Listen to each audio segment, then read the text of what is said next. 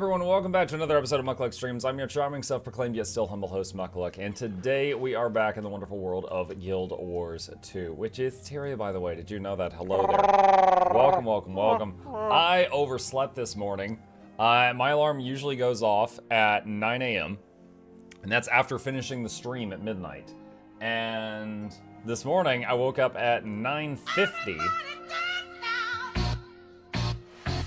I woke up at 9:50 because I had to potty. And then I look at the clock and I'm like, what? Because usually I start the stream at 10. So, chat kept me up with Mutiny Monday way too late last night. And I apparently just like turned off my alarms in my sleep. And I was just like, oh, that's awesome. Great. So I ate a very fast breakfast while the stream intro was running.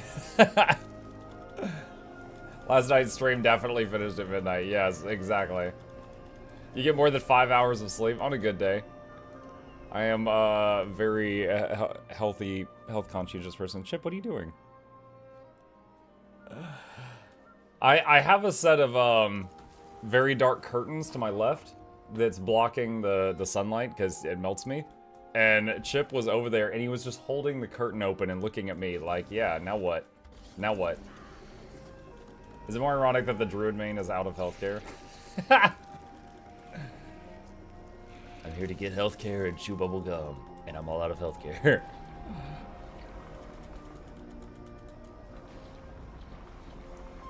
It's really happening as Lord Grace, the Honorable Sir Muck, Duke of Luck, shall grace us with his presence. All hail the mighty rightful Emperor, man, benedict his orb, bask in his glory. I don't know if my Synology is just a big fan, or if he's making a reference to Warhammer 40k. American healthcare, yeah. How many 5 more minutes did you need, Jackals? No, it wasn't like that. So for anyone who wasn't there, it's probably going to get turned into a mini or something. So last night, I was playing the Riftbreaker, and I was like, okay, I'm going to go to this little outpost, and I teleported to a different map. And I was like, I just need to set up some titanium mines, and then I'm going to pour it out before anything happens. Because the way that game works is if you're at like an outpost, which is like there's a loading screen to get to those. If you set up some like income buildings, those will keep running even when you leave. But the base will never get attacked by enemies if you're not on that map. So I wasn't even going to build defenses. And then, but you can't teleport off of a map while something is happening. And there was a few viewers last night, very generous viewers who were tormenting me, who were going like, Meteor Swarm, Ion Storm, Meteor Swarm, Earthquake, Meteor Swarm, and then an attack happened. And I was like, oh my god. So I had to build defenses. And then there were like 10 more meteors, 5 more meteors, Volcanic Rock Rain, Ion Storm. For an hour, they chained events together so that it was non-stop, something bad was happening around me. And I could not leave. I was trapped on the map. And, yeah, that ended at like 1 in the morning. Hi, welcome home. You had a doctor's appointment this morning, didn't you? Okay. Did it go okay? You get, okay. Hang on, give me 1 sec. Give me 1 sec, I'll be right back.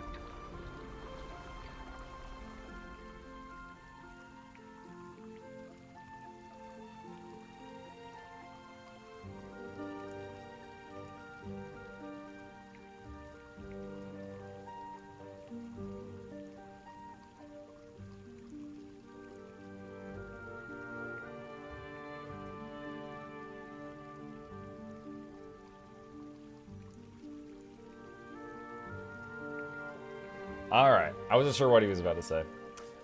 This morning, before I woke up, Lady Luck took Boy to a yearly doctor's appointment for a checkup. So he walked in and he was like, I got stabbed in the... And I was like, you know what, I better pause the stream for a second because I don't know what he's about to say. And it turns out it was arm. He was just talking about a vaccine. He got stabbed in the arm. Not nearly as bad as it could have been.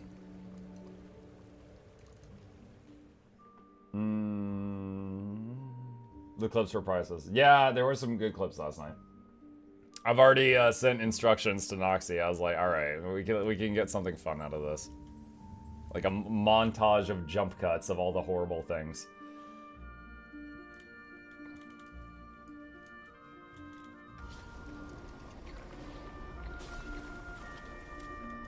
At least we got Chef's Kiss clips of the mutiny. Mike, aren't you the first VTuber streamer as a potato? Yeah, I haven't checked, but I'm sure it was me, yes. I'm sure that none other have come before me.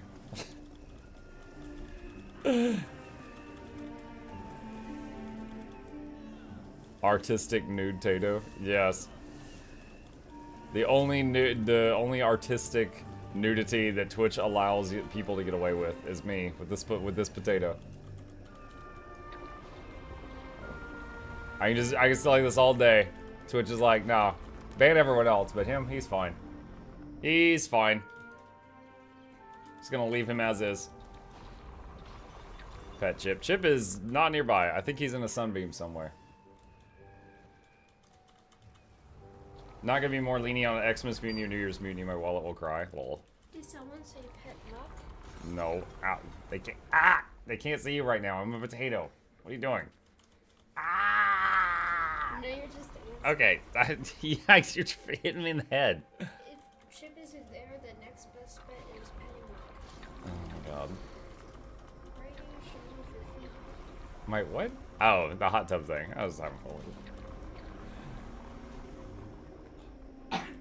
Mano says, is it worth getting the Unbound Gathering tools? The volatile ones are the best ones. The Unbound are one of the top ones. So if you just want the animation, or you want something to give you more, you know, it's better than nothing because you're getting something extra.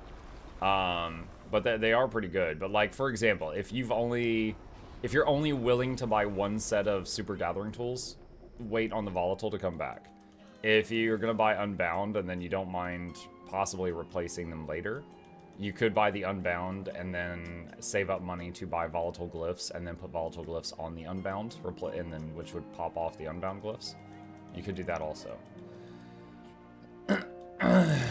Sorry, Muck, when you went to answer me, I had a knock at the door, so how many 5 more minutes? Oh my god, Jackals. Okay, I'm not gonna retell the story for 165 people because you asked a question and then left. Just rewind the YouTube stream a few minutes and listen to the explanation. I didn't know. No, I'm saying that like you could have just come back from AFK and then without even saying anything, just rewind it and listen to the explanation. Didn't they change it so it gives you a glyph and you can pick what you want? Wait, did they do that for Unbound? Excuse me. I know they did that for some gathering tools. I did not know that gathering tools such as Unbound. Here, hold on, let me see. So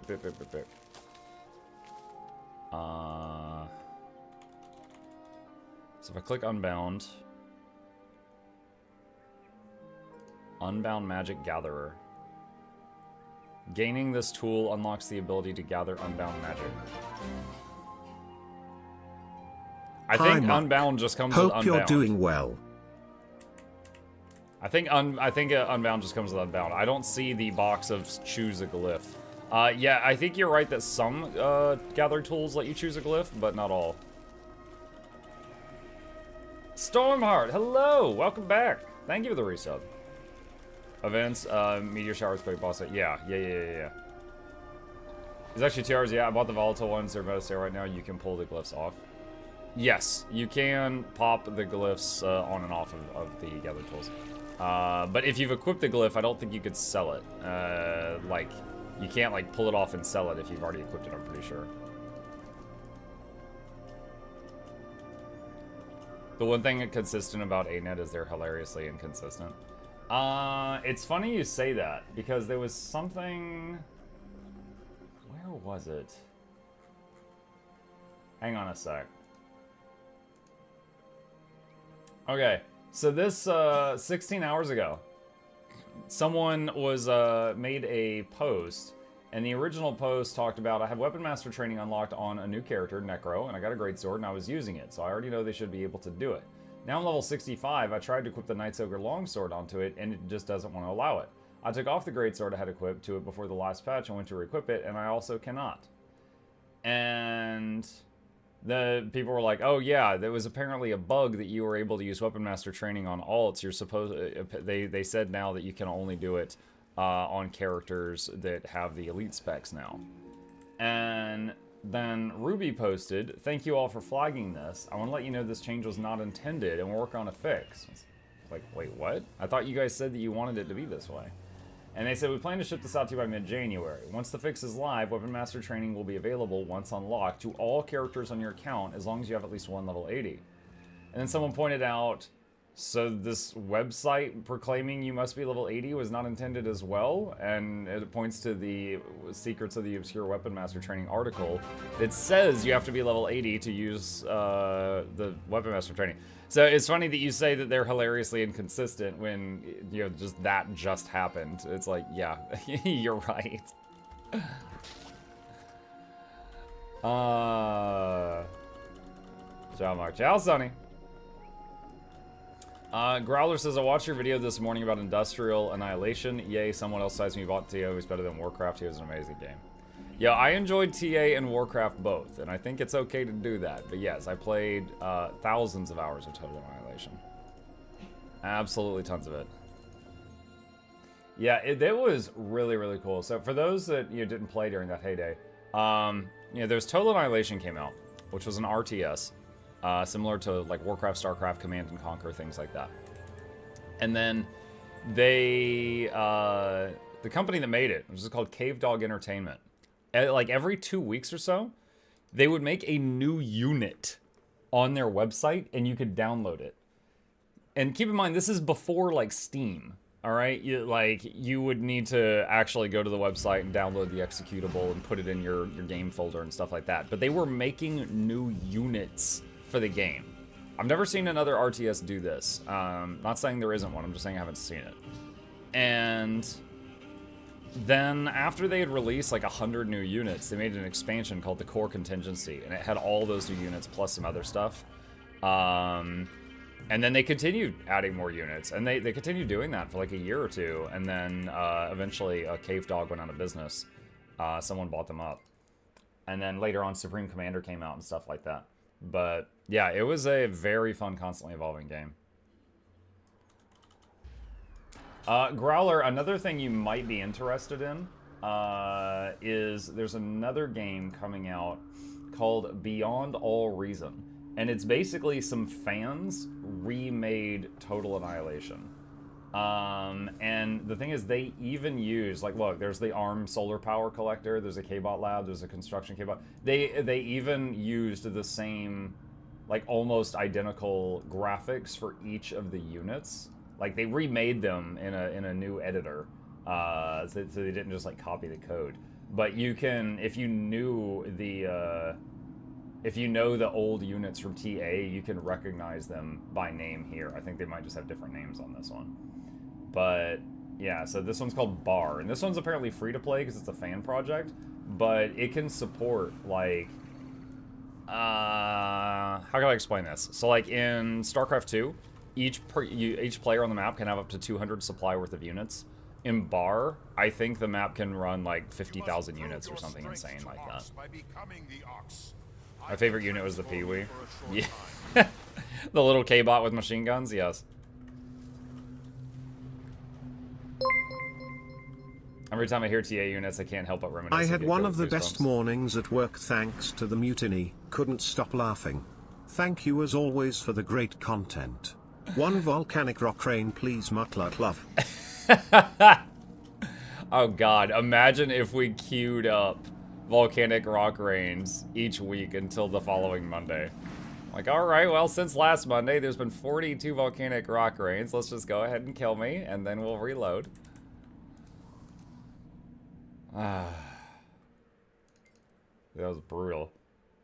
Mug, do you have any plans to expand to other social media platforms like Blue Sky? I've never heard of Blue Sky. I expand when I... Nyavila gifted a tier 1 sub to Strong Attacker. They have given 415 gift subs in the channel. Alright, let me give you an example.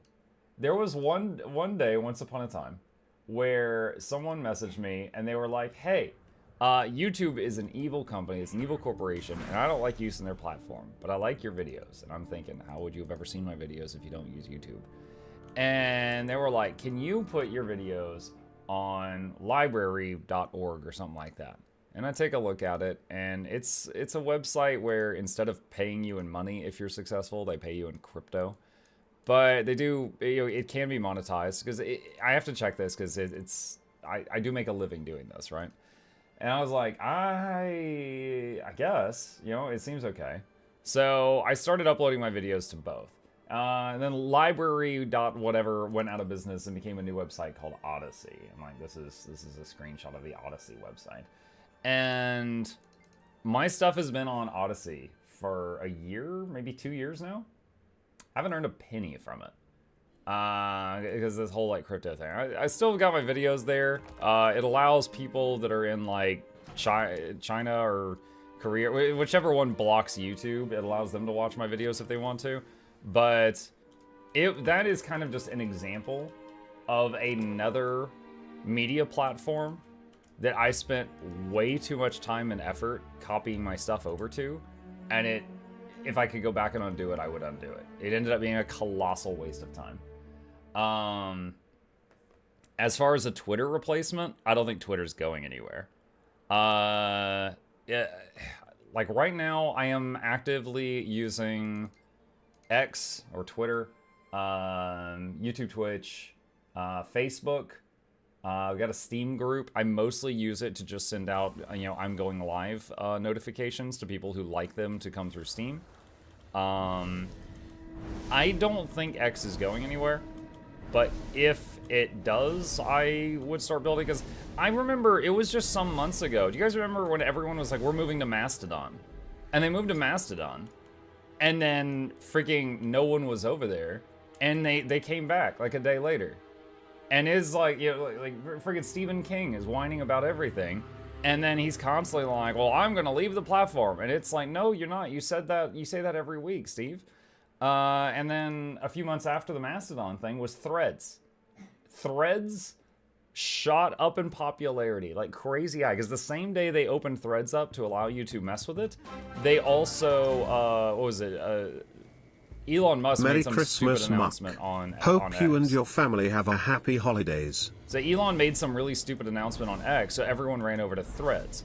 Like 2 days later, Threads had the sharpest decline in user base history of like any social media platform, because they all came back. There was no one there to read the stuff that they were whining about.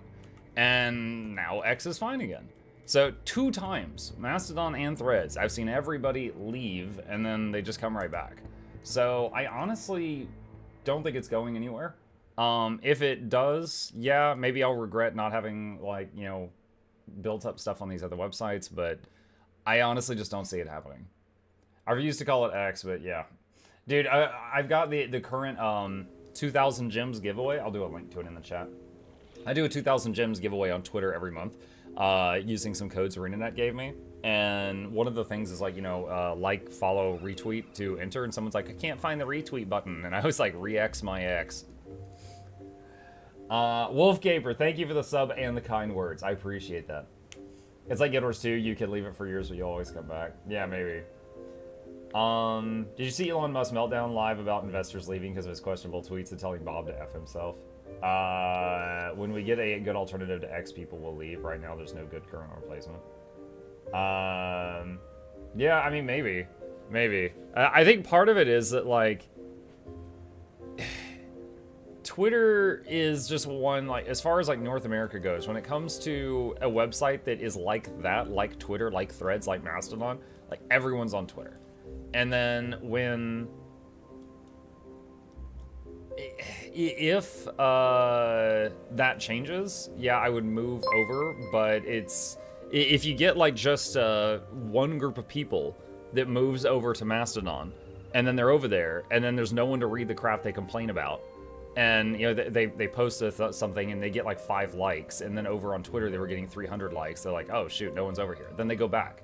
They don't just stay on Mastodon and patiently wait for people to like bleed over. No, they just go back. So I just don't see it happening. So, I don't know. Maybe it will. Maybe it will happen eventually. Maybe Elon will run it into the ground. Right now, though, I think it's running just fine despite Elon. Despite him doing really, stupid stuff. I think it's running just fine. Honestly, I think it's kind of funny. I think the funniest part about the whole Elon thing was when he fired like 95% of Twitter's staff and the website's still running fine. Like, yeah, he's making some really stupid decisions left and right, but at the same time, the website's running fine and he fired 95% of the staff. That kind of reinforces the whole, what the heck were they all doing each day?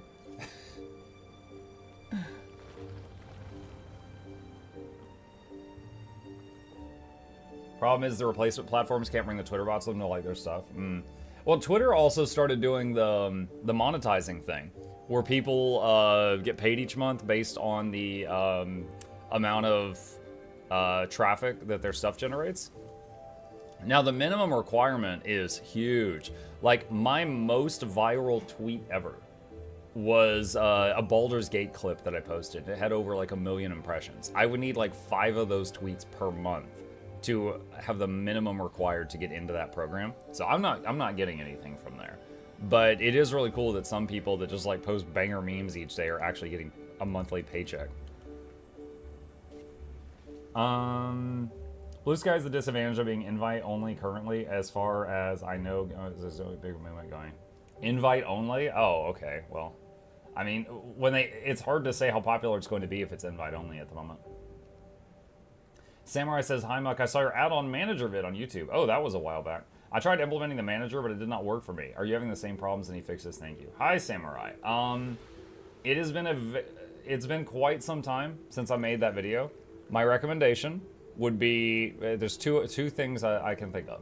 Under the video, sort the comments by newest and see if anyone else has posted any helpful information, because it has been a while since I made that vid.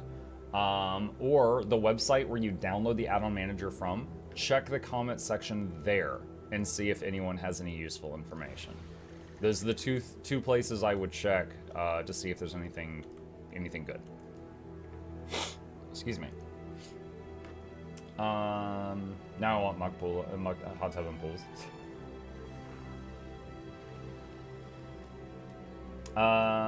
Let's see. Blue Sky was created by the previous Twitter CEO. I found it to be nice. There aren't a lot of bigger names there. As you said, I prefer to leave Twitter, but still want to follow creators I care about. Like, if I got if I started posting my stuff on Blue Sky or whatever, you know what I'll honestly do? Is anytime I post something on Twitter, I would just copy paste it to the other platform. Like, right now, often, if I post something on Twitter, I will copy paste it and post it on my Facebook group as well. So I post the same stuff on both. I'll go to Twitter the same day as Muckluck posts pool and hot tub content. That's how I get you. That is how I get you. Etherblade. Let's see if that's going right now. Let's see if the EU folks are doing this. I expected you would. Easier that way? Yeah. Morning, Mugga Chad. Hi, Fox. How you doing? Morning, Mugga. Good to see you survived the nonsense from last night. I super overslept because of the nonsense from last night, but I'm here. Let's see. End of Dragon, Seitung, Levy Farm. No. No one's doing the fun meta. Boo. Blighting Towers? Let's check that one. How big is your Facebook group? I mean, it's not massive. It's got 1,100 followers. But again, it's really easy to keep posting on it. There is a Muckluck Facebook group. There's a what is it? There's a Guild Wars 2 Facebook group. Super nice people, by the way. If you ever have a question to ask and you don't want Reddit to bully you, ask it on the Facebook group for Guild Wars 2. They're super nice. Let's see. Heart of Thorns, Dragon Stand. Hey, here we go. Here's some fun. We need a few good taters. Potato, boil 'em, mash 'em, stick 'em in a stew. Boil 'em, mash 'em, stick 'em in a stew. Thanks for answering. Just wanted to know if you decide you want to get one, current users can send invite codes periodically. I mean, for me, I both use Twitter both for fun and also business. It is not a stretch to say that over my time as a content creator, I have made thousands, possibly tens of thousands of dollars through connections I've made via Twitter. Also, I became an ArenaNet partner via Twitter. Like, I have had some amazingly good things happen because of people I've spoken with on Twitter. Like, that's not a stretch. But to, like, go promote my stuff on a platform that, like, no one's on right now, other than just copy-pasting things, it really just doesn't make any sense to put the effort in. But, yeah, we'll see. It's absolutely possible things will change. Your state didn't get expanded Medicaid. I don't even know.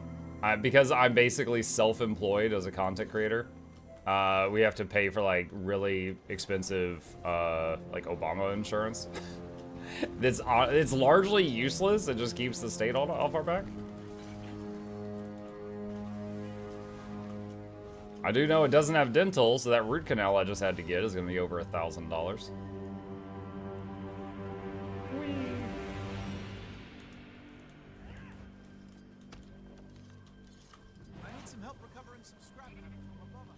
Can we join you? Yeah, if you do the squad join command. Exclamation squad in the Twitch or YouTube chat will pull up the squad join command. You just copy paste that into the game, and you'll be able to join.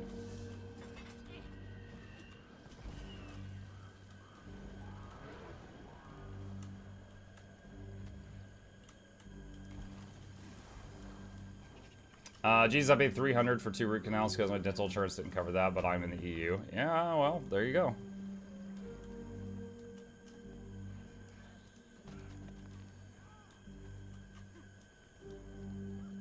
Yeah, me and my wife were talking about having to possibly replace our fridge because it's acting up, and then this happened, and now suddenly the fridge expense is not looking nearly as expensive because my tooth is going to cost more than a fridge.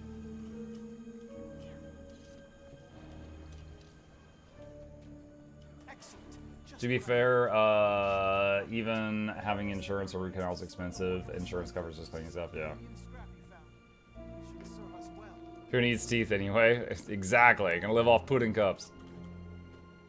How much is your tooth gonna cost you? So far, I got the root canal and the crown, and I got like 2 fillings that day also, and it was like $1,700. And that's like part 1. I have to go back. So in total, the whole procedure, now the fillings add a little bit more, but in total, the whole procedure is going to be a couple of grand.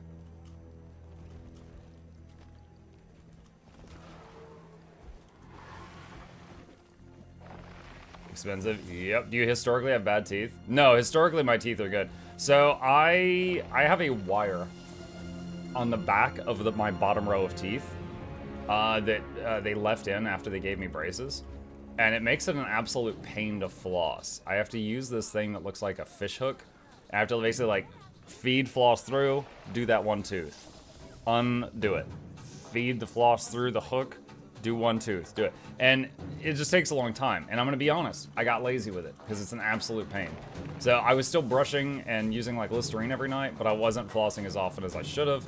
And I got a couple of bad spots in between some teeth. It was only visible because of an x-ray, because they were in between some teeth. And they apparently call that a kissing cavity. It's where like 2 teeth are touching, and then like a cavity forms right here, but it's between them, so you cannot see it from the outside, and you don't feel it unless it hits a nerve, which it eventually would. But yeah, so the bad spots, they're like doing fillings on those, but then there was one that was really bad, so they were gonna root canal it, which is what happened. Oh, so no, historically don't have bad teeth. I was just like super stupid and they're fixing it. But it's a lot of money. Why do our teeth need nerves? So that you know when you bite ice cream. Be right back while I go floss. Oh yeah, definitely go floss.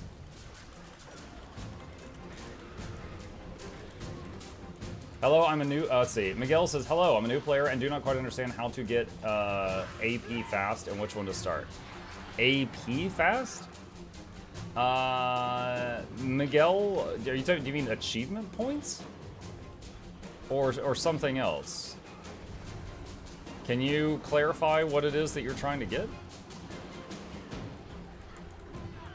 Because I don't know why you would need achievement points fast.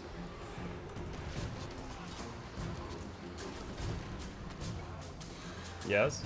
I mean, achievement points are like just for fun. Why are you trying to get achievement points fast?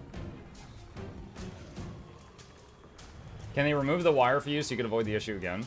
Yeah, I might be able to... I mean, yeah, yes, the short answer is yeah, I could request that. I'm not sure if I should, but I could request that. I don't know if they would add another couple $1,000s onto the cost if I asked them to do that.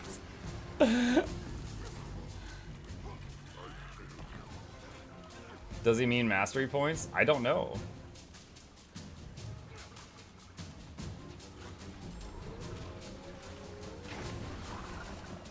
Hold on, so... Miguel, I just want to clarify. If you're talking about these, this is achievement points. These are just for fun. To unlock perks like auto loot. Oh, that's not achievement points, that's masteries. Okay, so masteries are over here. That's a completely different system. Okay, so that's just a misunderstanding. Okay, so masteries, if you're trying to get like auto loot, you the easiest way of doing it, for example, auto loot is in central tier. It requires these red ones. Go to achievements, go to the gear, add mastery filter, core, and here's all the achievements that can give you the red ones that you need. So just use that filter and then just look for really easy things on there you want to do and do anything on that list.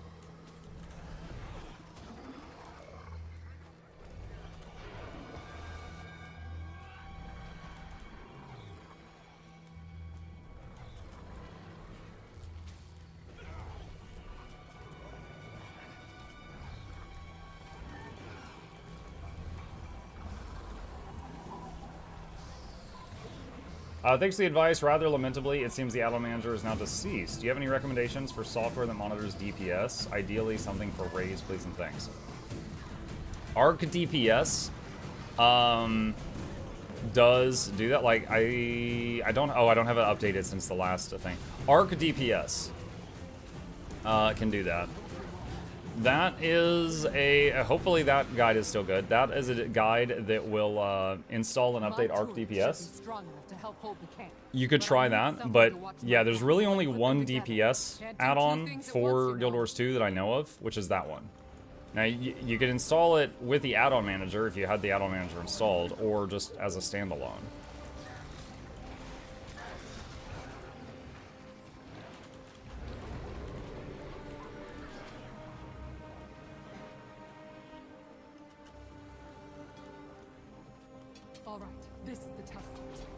I think I saw a guide about this. Imagine that.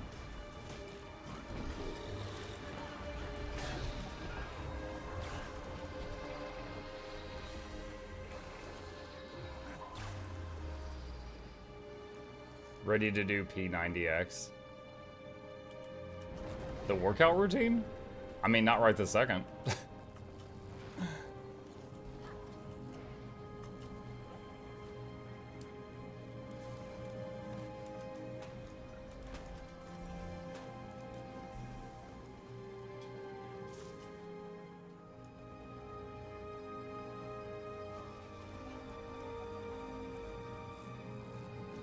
Alright, this is the tough part. Keep those creatures off my back.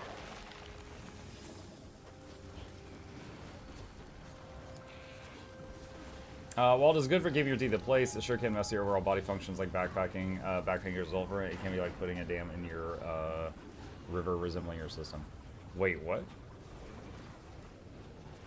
Wait. What? Hold on, Timothy. Are you saying back pain can result from me having a wire on the back of my bottom row of teeth? Huh? I am not sure what that's about.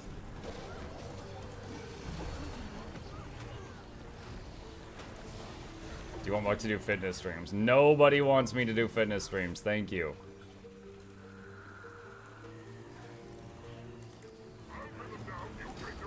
Quick job. You can watch my back. Muck yoga win? No.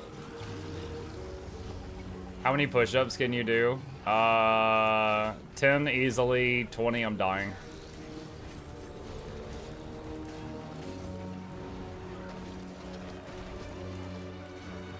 Shake weight stream? I am not even going to mime using a shake weight because it would become a clip that I would forever regret. No, no, no, no, no. Healthcare advice when? You're talking about me giving healthcare advice. I drink like 3 Cokes a day.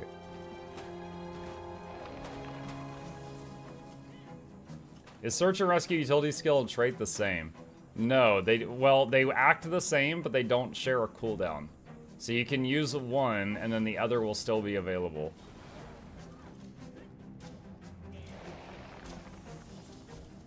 That's the American advice, only 3 a day, good.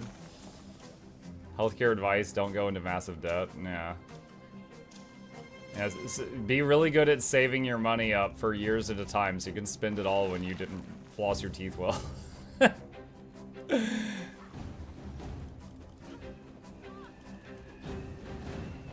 Now I see why you have problems with your teeth. Partly, probably. Again, though, like, visibly, I'm very happy with my smile. Like, I was always brushing after every can, but I wasn't flossing enough.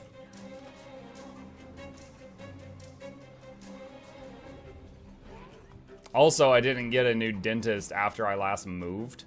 So, like, I hadn't been to a dentist in years, so I never gave any professional a chance to catch it early.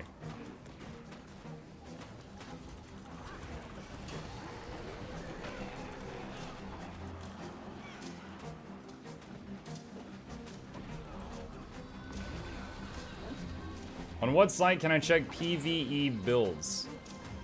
It depends what you want.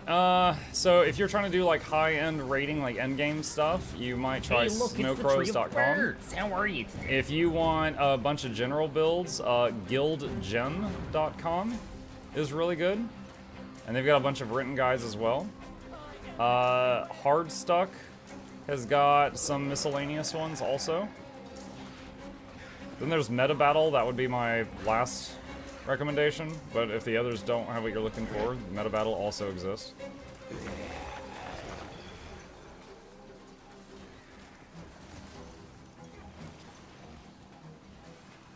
I will not perish here. It can put potential stress on your teeth, not letting them move at all. More advisable would be nighttime braces. If you're talking about the wire on the back of my teeth, I have had it for over 20 years. Like, more than half my life I've had it there. Like, it's fine. It's not... It's like not causing any problems other than it made me get lazy with the flossing thing, which is, that's my own fault. But for ease of life, definitely might consider asking them to remove it.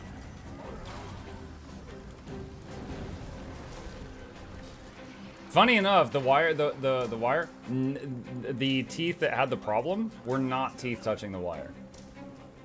Like, your front teeth are much thinner than, like, the back ones, like the molars and stuff. So there is a lot less area, because the only parts I had problems were parts that were between teeth, where when I would brush it wouldn't get it, and because I wasn't flossing, it didn't get got. There's not enough space on those front teeth for the between teeth problem to happen. You have to remember to keep your head away from fridge magnets. I don't think it's magnetic. We need to blow all of the gates simultaneously.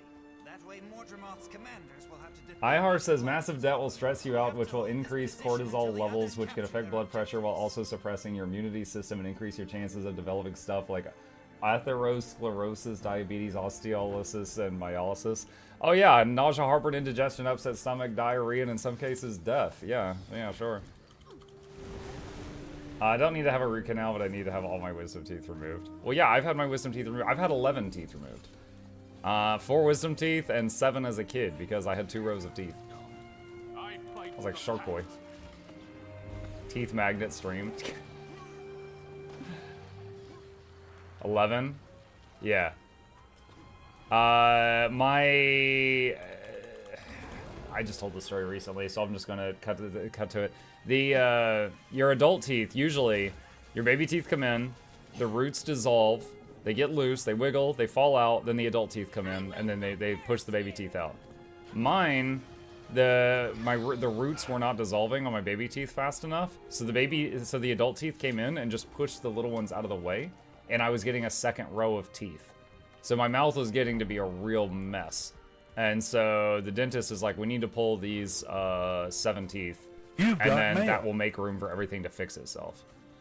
And when I say pull, I mean like he was, because the whole root was still there. So he was having to seriously pull this thing out of my skull many times over. And yeah, that was when I was like 10. There was a lot of screaming involved. And then, years later was the wisdom teeth.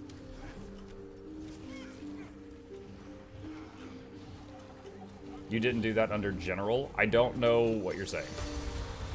Macaulay, back my spot on the original. That's why the 4th. That's the Johnson event. Stuff the 3rd. Welcomes you, dear viewer, to the lab. 5 years. Without missing a single day. Oh my god. I don't take a weekend. Tingles. 5 years. In a row. Maybe you mean like general anesthesia? Like put me to sleep or something? I mean, I wish they had. No. They gave me some painkiller that did not block the pain, and then they just started ripping teeth out. It was the kind of thing where if it happened in this day and age, they would have been sued pretty badly because I was like screaming and crying all the time. Music.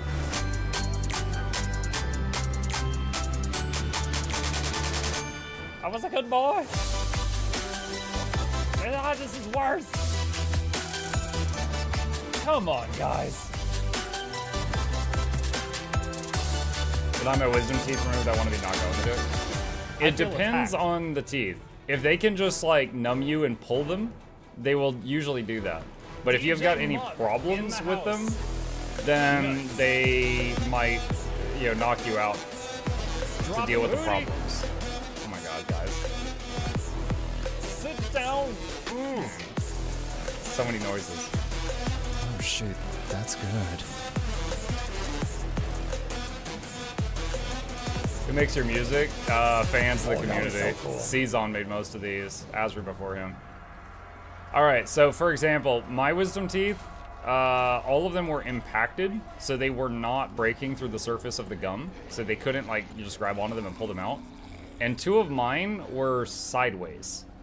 So they knocked me out, and they told me what they did. It was like they made a cut to be able to see it, and they used this tool that was like a tiny jackhammer, which broke the tooth into pieces, and then they were able to pull the pieces out to get the whole thing out.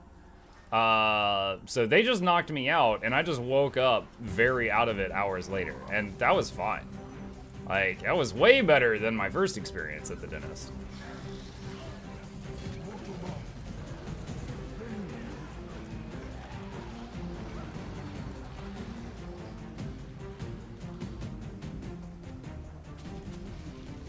But I know lots of people that got their wisdom teeth pulled, and their wisdom teeth were sticking through the gum, and they just numbed them and pulled them out, which was how my early teeth were pulled.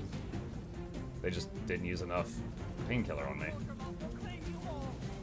Muck, the redeems are much louder than you are. I am aware. The worst part is you guys don't space out the redeems. It's just like once an hour, you just unload every single redeem in the shop all at once, and then it's quiet for another hour. Like, no one ever spaces it out. I have all my wisdom teeth impacted and they were sideways like yours. I'm hoping that means they'll knock me out for it. I mean, just in my own very limited experience, that would mean that. But I mean, you can request it. Like even, for example, the root canal I just had, they had an option where I could request getting knocked out for it. But it costs more and I had to be there like the whole day rather than a matter of hours.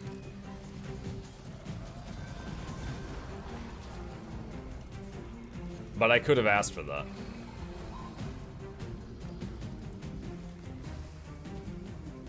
Did you check out the the party dental story I sent you? Today? I don't see a message from you. If it's something you sent me in the past, maybe I read it and then just forgot about it.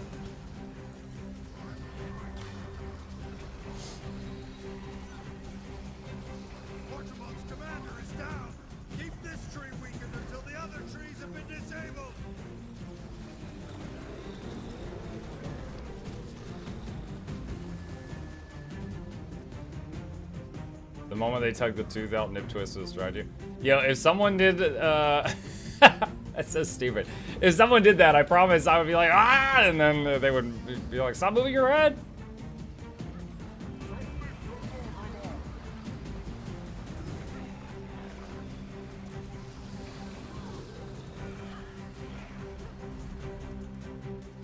This one, throwback from 2010.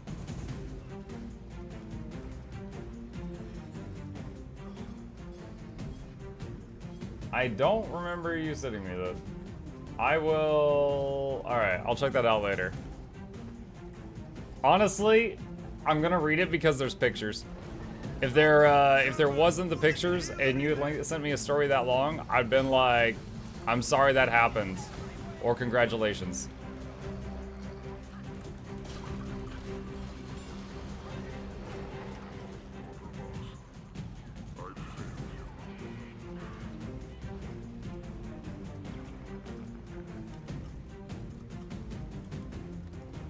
Mug, new cape, and something combo in the gem store. New one. Oh, I haven't done this. I haven't done this since like last Tuesday.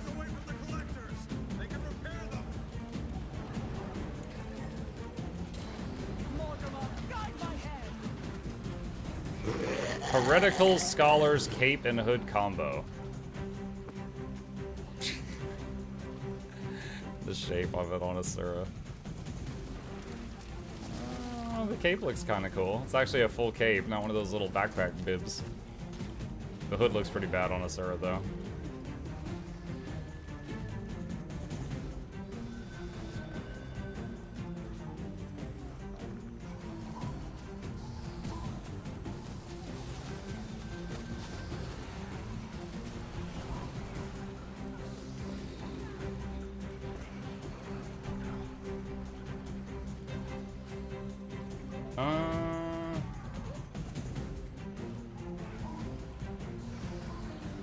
The alerts today, you got the root canal, made me laugh. Hey guys, I'm taking a break after being in this for hours. 20 minutes later, meds kicked in. Let's go.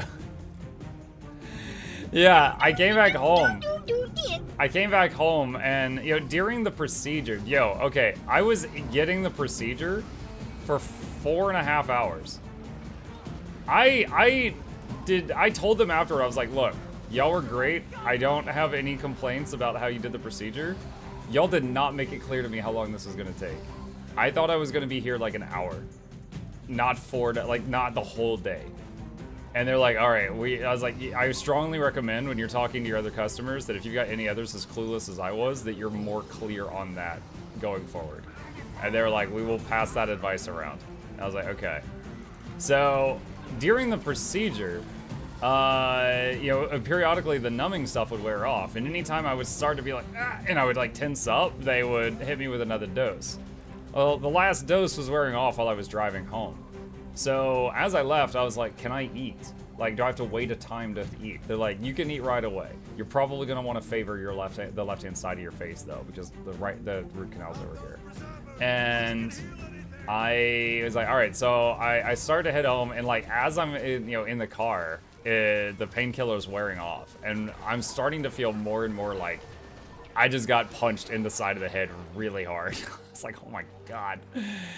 And by the time I got home, I was like, okay. Yeah, they gave me like a prescription for Motrin, and my wife's like, that's just painkiller. Like, we've got ibuprofen. I was like, okay, I'm gonna take some ibuprofen. So I did, and it helped. Like, I took like a few ibuprofen, and then I messaged the stream, and I was like, hey guys, don't worry, the streak is still alive because I streamed this morning. I'm gonna cancel tonight's stream. I've been in the dentist chair for 4.5 hours. I feel like I've been in a fight, and like I won the fight, but the other guy got in a good hit or 10. And like I'm really messed up right now, so I'm gonna take it easy. And I get like lots of heart emojis and love reacts and stuff like that. And then like 20 minutes later, the pain's gone, and I'm like, wow. I wish I was streaming right now. And my wife's like, do you want to stream? And I'm like, kinda. And she's like, you can if you want. Like I needed permission or something. And I was like, I think I'm going to. And she's like, okay. So then I messaged the Discord. I'm like, never mind, the meds kicked in. Let's go. And everyone's like, what? They're like, drug debug stream win? Right now.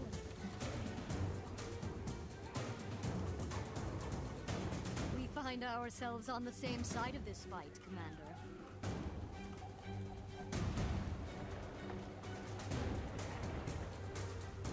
Hey, Mark. Hi, Geoff.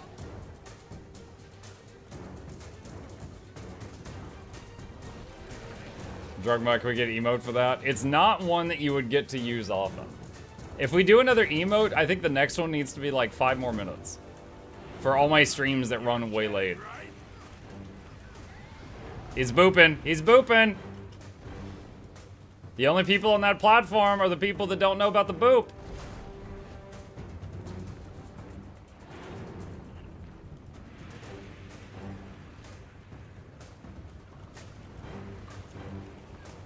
Respect the boop.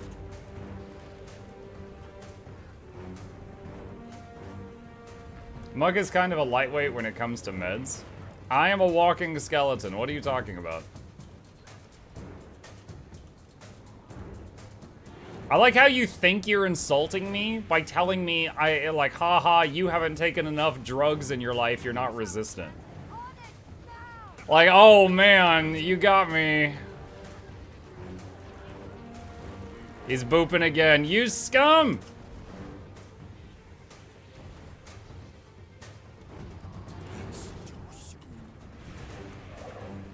I know what you're about.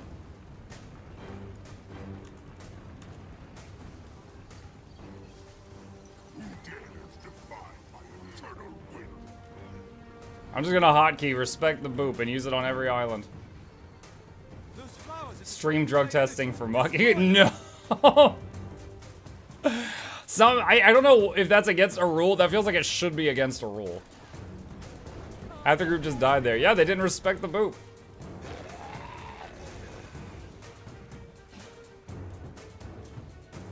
Does Mike know about Jadebot updrafts? Better question. Do I ever remember the Jadebot does anything in this game other than revive me sometimes? The answer to that is no. I do not. Do you guys see my sky scale? He's so fluffy.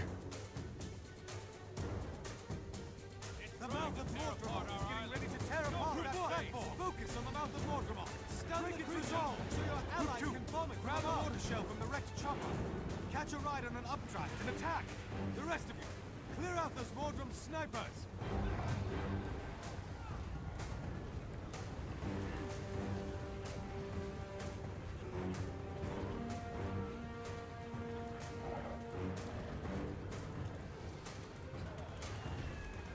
Nice work.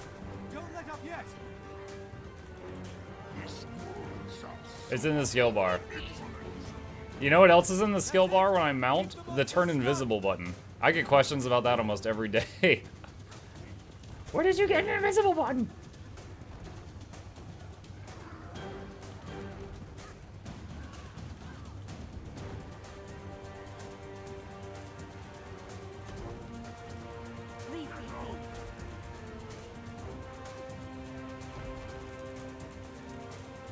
Oh man, are they gonna one burn?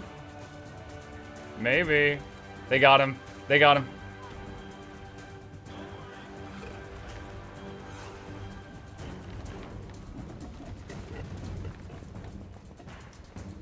Are you telling me Muck is not Guild Wars 2 perfect? No. No! I've said it before, I am professionally casual. There's a difference between a professional and a casual that has played for 5 years. One of them got good. The other one just played a lot. They never actually got good. No need. It's dying. We got it.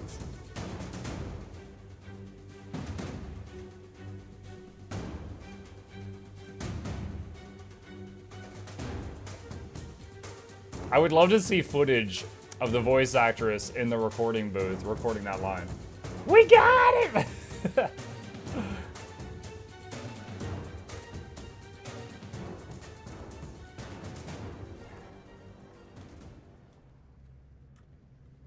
don't know, Mike, you're more good at more professions than I am. One. I consider myself capable of giving advice, like really detailed advice on Druid, Scrapper, Mech, maybe Scourge. The other classes, I know where to get the information you need. Like, for example, I have a lot of respect for Valen. Valen is able to play every single class in Elite Spec and make guides for it. Like, I would need to force myself to play a lot of classes I don't enjoy in order to do that, and I'm not willing to do that. He's crazy with that stuff. Alright, I'm just autoing so other people have time to get here and hit this thing.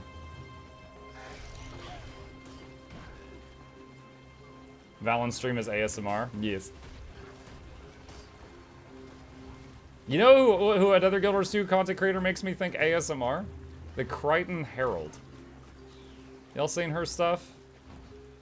She has got a niche for sure.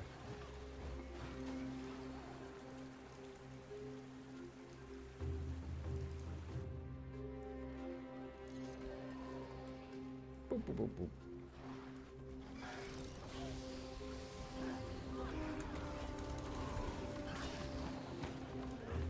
Muck is just restraining himself from Mesmer. Oh yeah, hold me back. After 11 years of playing Core Warrior, I'm now ready to start learning Elite Spec on Warrior.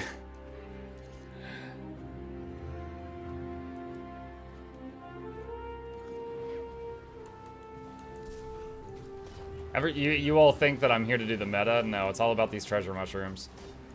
That's 3 chances at those invisible shoes that are worth a few thousand gold.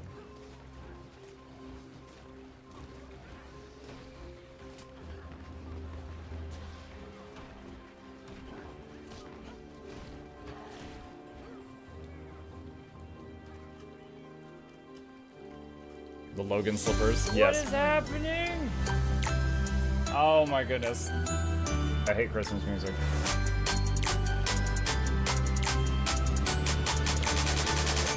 I was a good boy. Ah, this is worse. Come on, guys.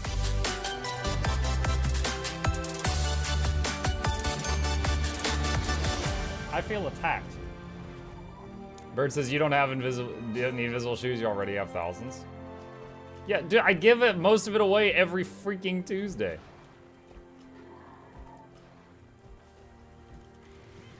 That reminds me, hold on. Where is it?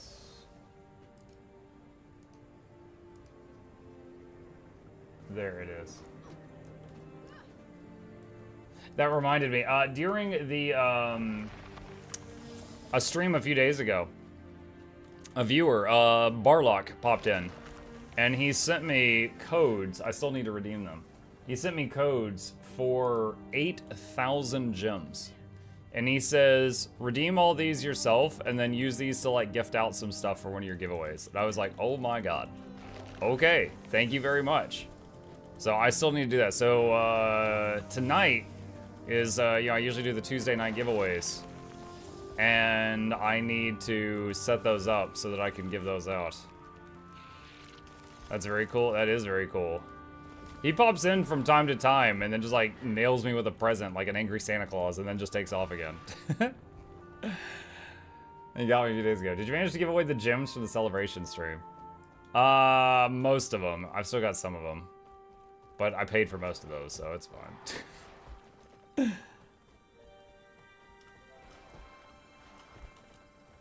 A large part of that stream was me giving out those, what is it? The volatile magic converted materials. Will you be streaming on Christmas? I have streamed the last 2,034 days in a row. So your question can be, will you be streaming on? And I don't even listen to the rest, because the answer is yes. I will make sure to, be with my family first and foremost, but after they're all settled in and tucked in nice and tight, I will be here. What time? At the moment, usual time. There's a possibility of tomorrow's stream starting a bit later. If that happens, I'll ping the Discord. Because tomorrow we're going out for my kid's birthday. But if it happens, I'll send out a ping. But I'll be here eventually. Wait, hold on. There's one more lane. What am I doing? There's one more lane.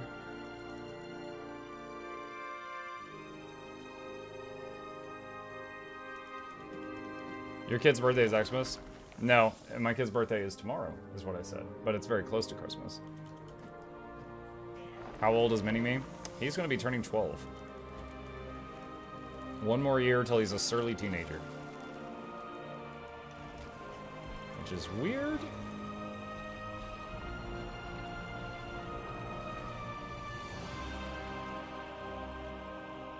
Bird, I'm not reading that. Out loud, I mean.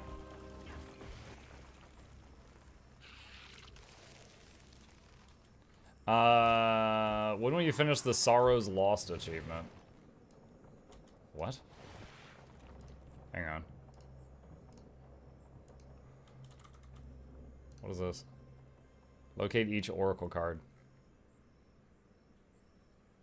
What does this even give you? Stashes of astral coins? I don't know that there's something there that makes me want to finish it. It's been on your top right for multiple streams. Oh. Oh, I don't even know. Will he then become medium muck? Instead of mini muck, he's medium muck? Average muck.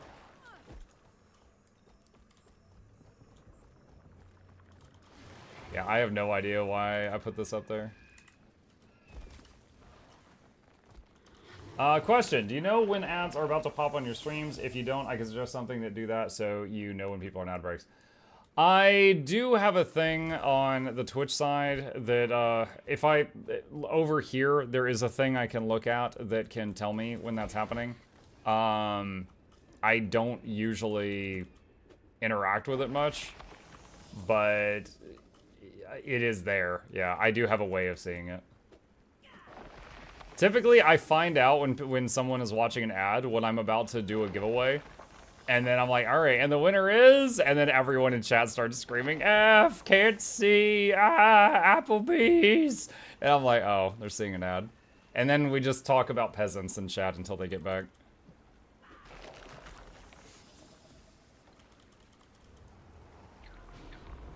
When he turns 18, he'll evolve in a buck prior to get the bucks out. I actually have one viewer I know of that watches me on Twitch and YouTube. And then just anytime an ad is playing on one of them, they mute that one and watch the other one. 500 IQ.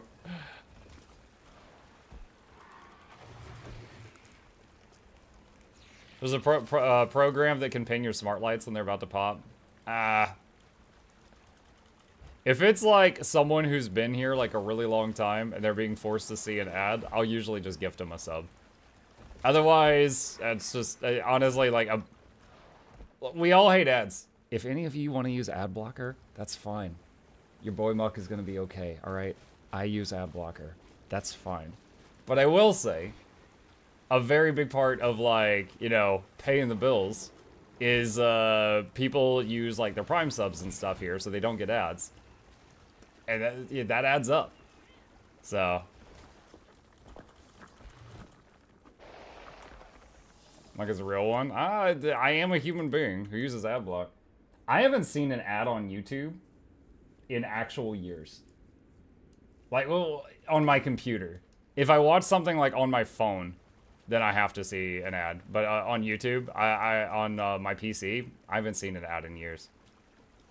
You block Origin, too powerful. Personally, I just remove my eyeballs to not see ads, then have them surgically reattached. What? Speaking of Prime sub. Hey, Felipe, thank you. I wouldn't mind YouTube ads so much they weren't so scammy. It's funny because, like, as someone who's streaming on Twitch and YouTube, I think they both have some things that they're better at. I think YouTube has the better ad experience because often the ads, after a few seconds, you can hit the skip button. Also, if you miss something, you can easily rewind the stream to see what you missed. On Twitch, although it's possible to rewind streams on Twitch, it's a pain because the player is awful. Like, if I could change one thing about Twitch, just like, you know, magically snap my fingers, make it happen, it would be to change the player to be like YouTube's player. Where, like, if you pause the stream to get up to get food out of the oven or something and come back, you could hit play and it'll continue where it left off. Or you could hit play and continue it at, like, 2x speed or 1.5x speed until you catch back up to live. Stuff like that. Like, that would be what I would do. Now that you've talked about ad blockers, will you show us the ad? Muckluck giveth!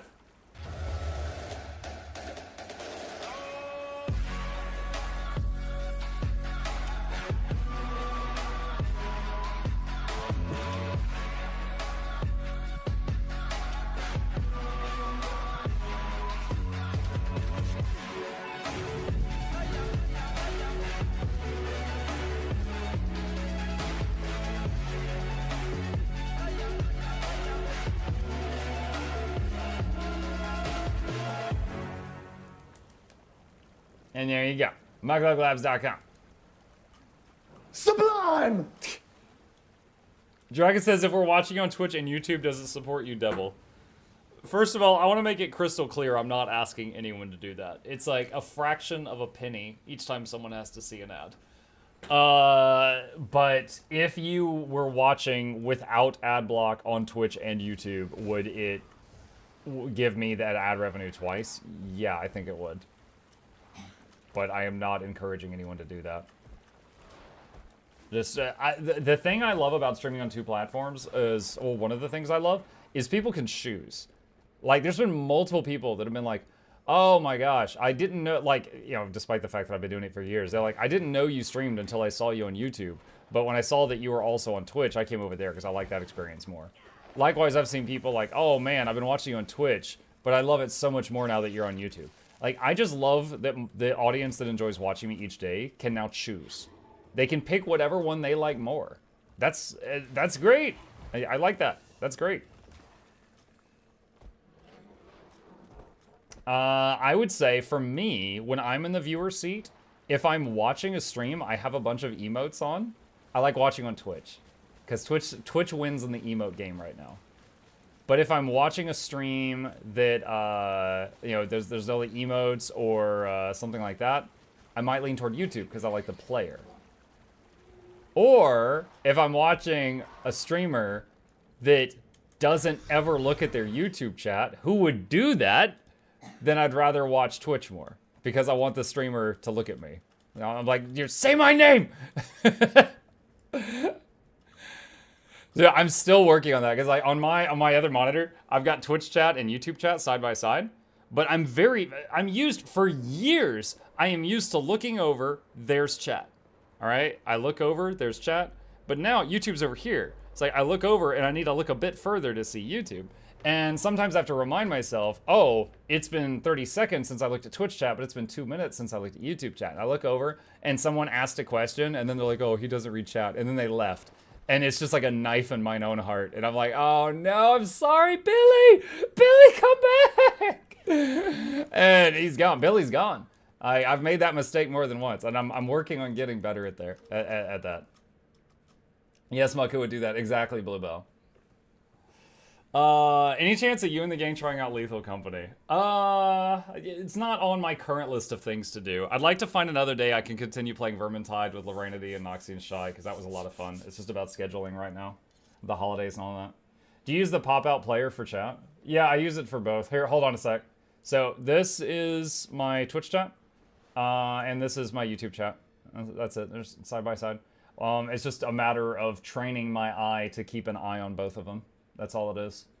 And I have a few buttons on my Stream Deck where... Oh, actually, hold on. I'll show this again. It's like, here's the two chats. For example, on my Stream Deck, if I click exclamation YouTube, it takes a second over here, but it happens on both of them. And that took me hours to set up. Well, there's the exclamation YouTube. The chat bot is taking for freaking ever. I don't know why. Was it working at the... Oh yeah, here's exclamation giveaway. Okay, so here's the chat bot, so maybe it's just being really slow. But yeah, I do like that. I spent a few hours setting my Stream Deck up so that when I do a command, it hits both chats so that everyone can be included in the conversation.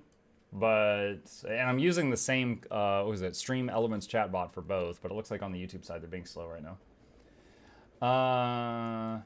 Like training your brain to Mucklet Douglas with the original, yeah. I saw your video about the new Total Annihilation. Looks interesting. I played TA years ago too. Hey, Nasty. Hey, there's another one actually that I saw as well called Beyond All Reason. I'm keeping my eye on. This one's a fan project, and the units in this game, they literally changed the names of some of them. But if you remember TA, you will like look. That's the ARM solar power plant. That's the ARM metal extractor. That's the ARM K-bot lab. They literally redid the graphics. Like they rebuilt all of the units from the original Total Annihilation from Cave Dog Entertainment. So if you remember the units in the past, you've already got a lot of the the learning done. But this looks so good, and this is a fan project, so right now it's free. It's called Beyond All Reason, or BAR. I'm almost 50. I don't remember things much nowadays. Well, if you enjoyed TA, apparently you would enjoy this too. That's all I'm saying. Why don't you merge the chats? I've seen some people have it merged. So I tried that. For example, Restream.io has a way that you can merge the chats. However, there's something tricky about it. Here's the thing. So on Twitch, this URL at the top here, this is the same for every single stream. On YouTube, this URL changes every single stream. So if you make a program that merges the two chats, it's not as simple as pull from this URL, pull from this URL, and then do them in chronological order. It's not that simple because the second URL changes every single stream. And I do 12 streams a week. So it's got to be smarter than that. Now, Restream.io can merge chats, but you have to re-merge them after every stream before the next one, because you have to set up the YouTube stream, get the URL, then run back to Restream, put the URL, and then merge it, and then you've got it for one stream. So you have to do the setup every time. So it's annoying. Now, there is one very intelligent fella in our community that is working on a merged window for me that will be smart enough to just be a permanent fixture that I don't have to set up every single day. But it's still a process. It's still a process. Like, I'm still waiting on that. Link? Mail. M-A-E-L. Mail. The guy, so Mail's the one who made the Patreon soundbot. He, what else did he make? He made the Patreon soundbot. He made the giveaway bot that we're currently using, the one that talks to YouTube and Twitch chat both. So he already has experience with making bots talk to YouTube chat, despite the fact that the YouTube chat URL changes every day. So he did that with our giveaway bot. He made both of those. Elias says, I have a question. I've installed Blish, and when I set up to be able to change characters and set it up on the radio dial, I will show the different characters, but when I put my cursor over any of the characters in the radial, they will all have the info screen of only one character. Is there something I'm missing, or is that the way it works? Okay, so Elias, Blish is a program that allows you to install other add-ons, and there's over 50 in here. I believe you're currently using an add-on I've never used. My recommendation would be to visit the Blish HUD Discord which if you just installed Blish, there's a link to their Discord under that video. They are super nice, and you can talk to the people who made the program and ask questions and just be polite, and they will answer you. Anytime I have a problem, I go over there and say, hey, here's my issue, and usually the guy that made the add-on will just tell me how to fix it. So that would be what I would say about that. Because like, of the 50 add-ons in there, I use like 3 of them regularly. Hi-ho. Hi, Rennie. Evening Muck. Hi, Hamza. YouTube API is quite much flexible. I don't know if streams have some support in it, but I think it's possible. I know it's possible, Debs. I just don't know how to do it, but I know people that know how to do it, and I'm waiting for them to have some time. That's it. That's all it is. It's like right now, for example, here's the event timer webpage. Let's see, Gang War, War for Iron Lion's Arch, Chakarant.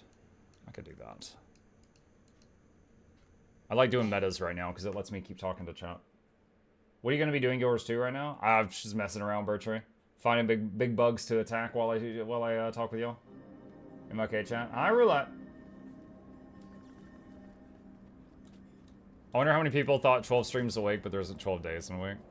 Oh, dude, it's crazy. Let me see. Where is X?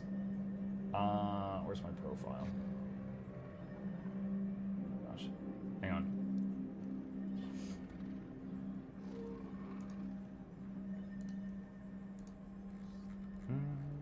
Going through my recent tweets. Okay, here we go.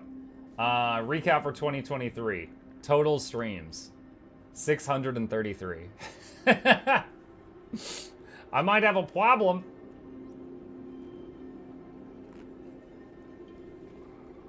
Are you interested in Vampire Survivors? Vampire Survivors is a fun game. Vampire Survivors is fun. I have nothing bad to say about it, other than the fact that it's gotten me addicted onto that genre. I have been really enjoying Soulstone Survivors, God of Weapons, and Halls of Torment, which are 3 other Vampire Survivor type games, but are not Vampire Survivors. Let me see.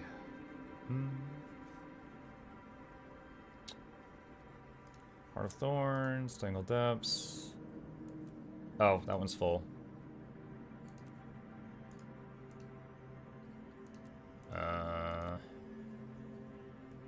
They're all full! No! What's the line on this one? Second in line? Alright, I'll try that. Have you played Brotato? No, I have not. Muck, what is a good rate exchange for gold to gems? I don't know. The uncommon time where I want to get something from the gem store, I just turn gold into gems and I don't even look at the conversion rate. And I know that's not what you wanted to hear, but that's the truth. I basically just, I do it on demand. Like when recently, I did it for the first time in months to get this, and it was 700 gold. I was just like, I want it, the end.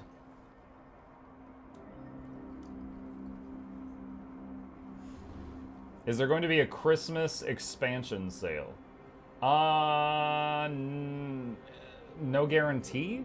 They just did a Black Friday sale on everything. So it's possible, but it's not guaranteed. That's money well spent. Yes. He's so fluffy. How have you not gotten sick enough to not stream for 2,034 days? Psycho Dragon, I had COVID and I still streamed. And it was rough. There was one day I did a stream where the title was just Muckluck ASMR. And I was like, hey everybody, welcome back to the stream. I've lost my voice. So we're going to have some smooth, sensual Guild Wars 2 tonight. I hope you're ready for that. Yeah, man. Yeah, I'm human. I get sick from time to time. But that didn't stop me from keeping the streak going.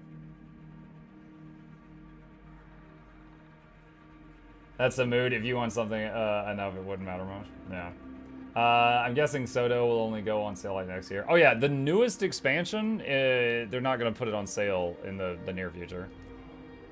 Streaming with COVID, that's so irresponsible. You could have gotten chat sick. Shut up, Vandal. Oh my god.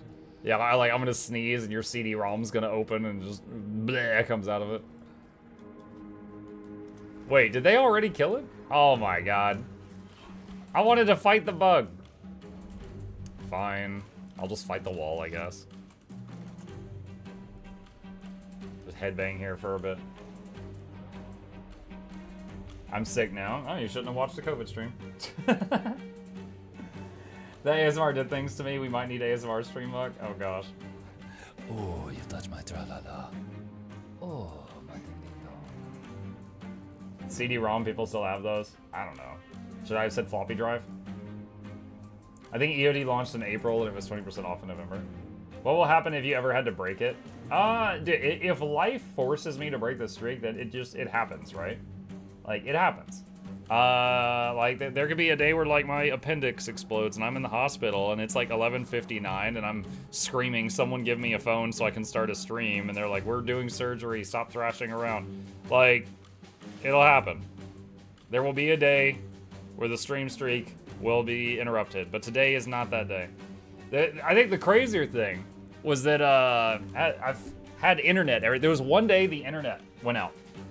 And while the battery backup was going, and our like modem and router or whatever was still powered for a few more minutes, I got on my phone on Wi-Fi, and I did like a 5-minute stream from my phone, where I was just like, guys, it still counts, it still counts, and then it just cut out. It just completely cut out after that, and I thought that was going to be the stream for that day. But after like 2 hours, the internet came back on, and it was like 10 p.m. And then I was like, oh, and I did a normal stream from like 10 p.m. to midnight. But yeah, I literally thought that was going to have to keep the streak going.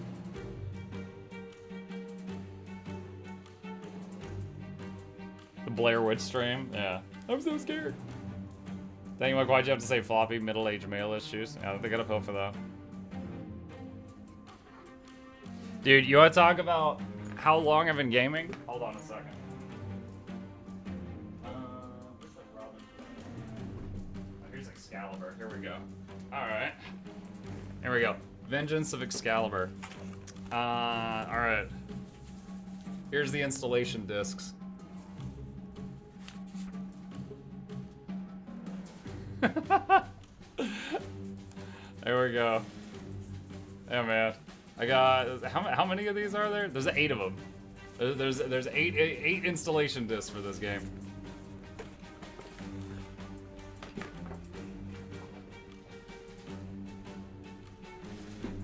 Let's see, which generation was after that?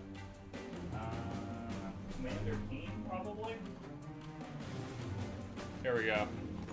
Commander Keen. Fun fact, lore-wise, it is confirmed that I believe Commander Keen and Doom and Wolfenstein are the same universe. Alright, these are on the smaller floppy disks. There is references to Commander Keen in the last Doom game.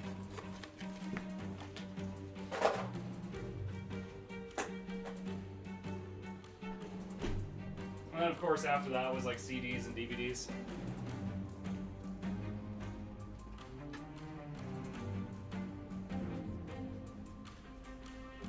Those are the save icons? Yeah, oh, someone 3D printed the save icon.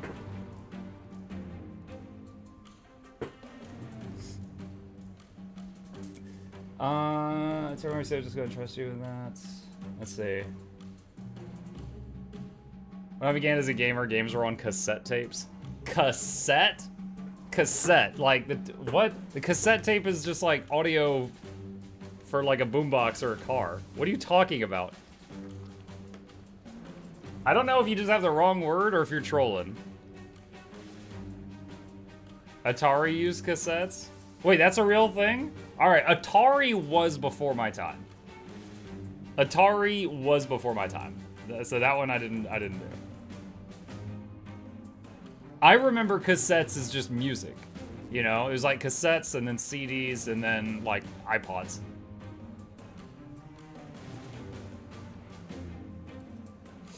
Commodore 64. Okay. Yeah, that was before my time.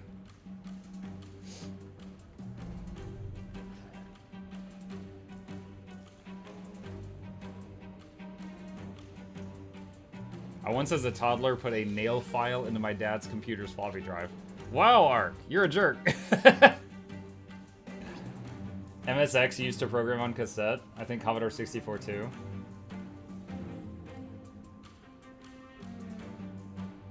Which Atari? Atari. Mine used fat cartridges. Fat cartridges.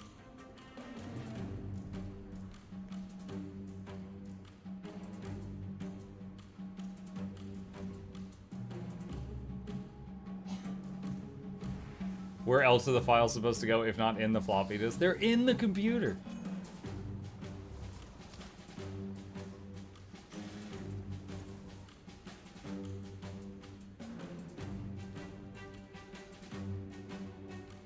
Punch cards, that's some old time gaming.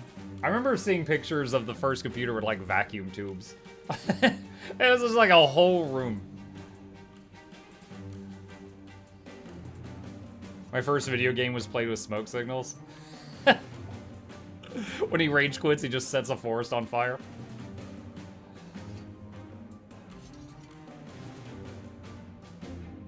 How old am I? Bluebell says, how old are you?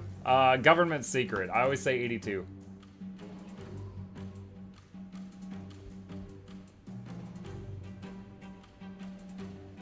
Happened way too many times when younger kids ask what the hell is a CD. That's when you hit them with the CD's nuts.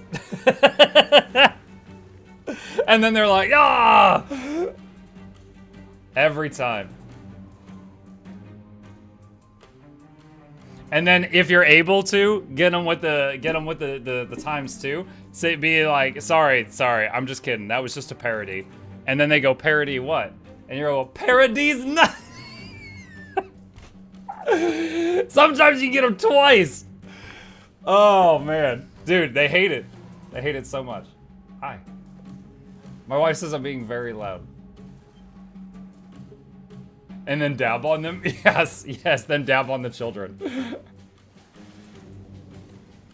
There's a video in the 60s of someone rage quitting Pong. I have seen that video. It is on YouTube.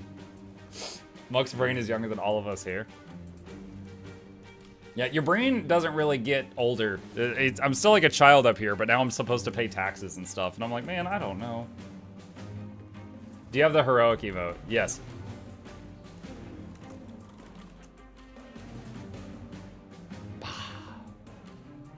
There we go.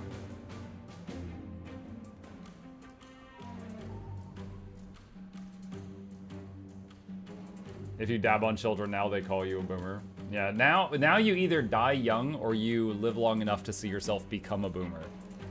It's weird how that goes. In 100 years, we'll still be calling old people we don't like boomers.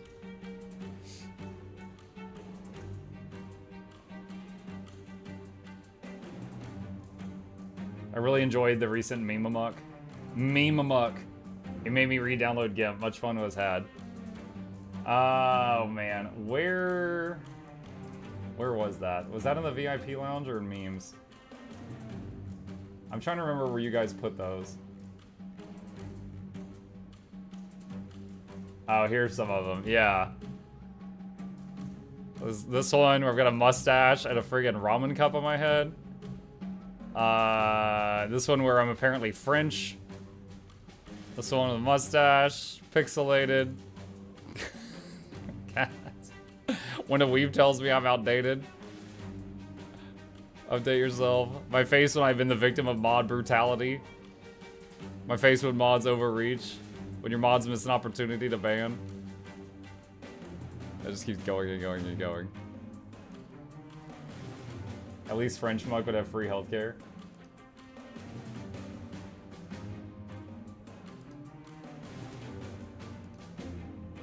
How are we doing on time? Minute 20 remaining. Be well, Muck and Chat. Granny is going to turn on the game. See you, Rennie.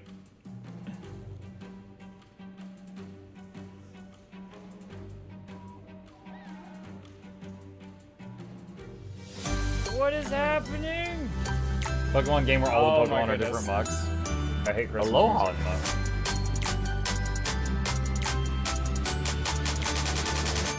I was a good boy. This is worse. Have some noodles on you. Come on, guys. Where's my noodle chair?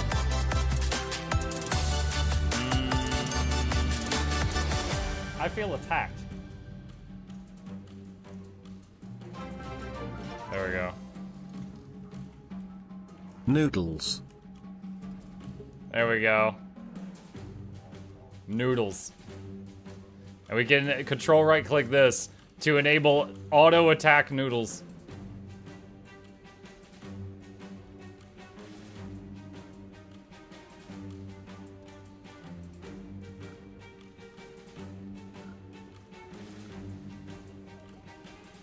Did they ever fix initial players getting their rested bonus on the other seats? Jackals, never in all my thousands of hours playing Guild Wars 2 have I ever looked to see if I had the rested bonus. I have no idea. You always run past the first chest because that's where the mesmers get you. And then you double back to that one. You get that one a minute later. How about a chair made of nothing but uncooked noodles? And then you sit in it and it breaks and then you hear like angry French people coming. Wait, Italian people. Sorry, I forgot the Europe nationality that hates broken dry noodles.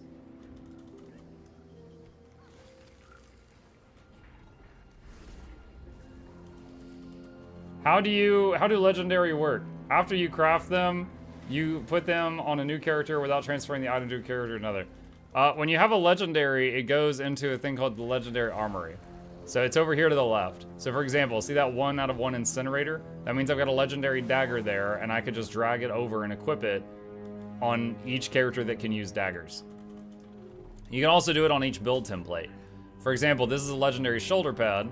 I'm using it in multiple builds, but I've got different stats on it in each of the builds.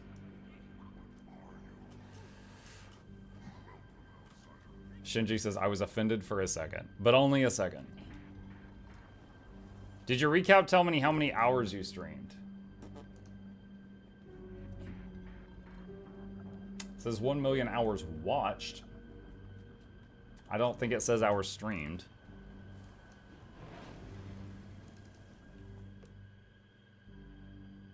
That's the one thing an American should remember. What? That Italians get angry when you break the noodle things?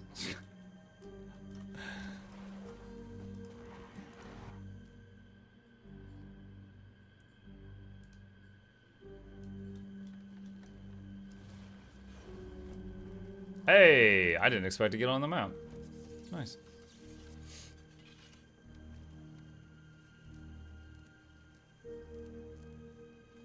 Thoughts on doing legendary runes versus legendary sigils first? I need both. I mean, you have to make less sigils to have a full set than runes. So, well, unless you're counting underwater weapons, but no one does. So I guess I would lean towards sigils first because I would be, you know, done with it more quickly. Unless you are needing to use runes that you don't want to farm. For example, Runes of the Monk from Dungeons. You don't have to farm them if you got legendary ones. So in that case, runes could be better.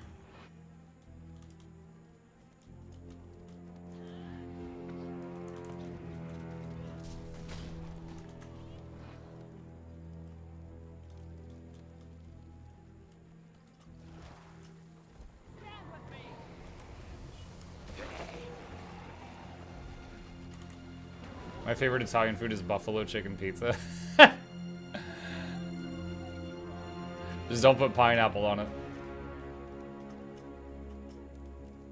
Well, can you give a shout out to ANET support? I submitted a ticket yesterday because of a Guild Wars 2 monkey wasn't working properly recently, and look, you're back. I love it. Tooth's feeling better. Tooth's okay today. Shout out to ANET support. Woo! Search and rescue this guy, because he is, well, no, search and rescue didn't work. It's too laggy. The more people that are near you, the more unreliable search and rescue gets. It gets weird about it.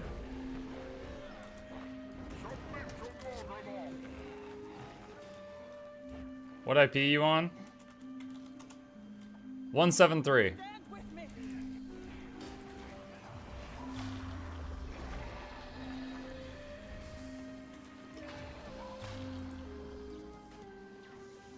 If you can get runes before the next major patch, you should go to those first so you can get head start on the Leggy Relic that ANET promised.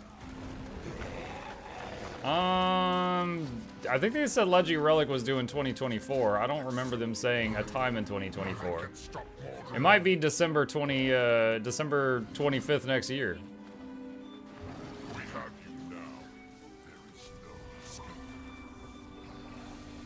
It's on the next content release. You know what? If I'm wrong about that, I'm glad to be wrong about that. 70-ish days. Hymux Stripe mission soon. Orc Basin soon. Why are you doing pineapple on pizza? It reminds me of... Hang on a second. Oh gosh, do I still have it saved?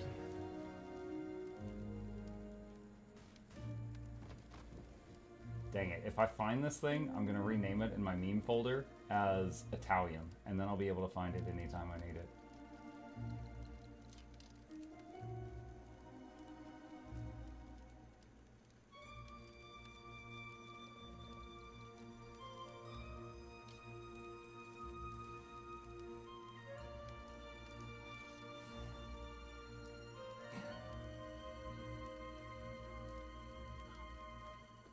Oh, here we go. All right, I found it. I found it. Pizza. Oh no, non metto.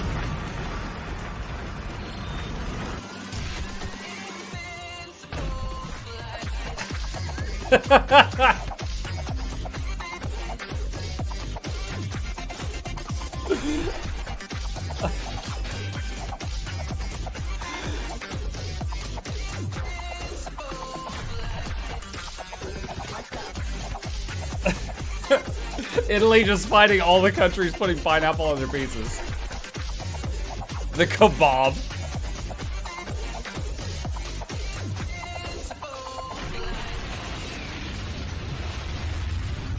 There you go. That's what I was digging for. I knew I had that here somewhere. There.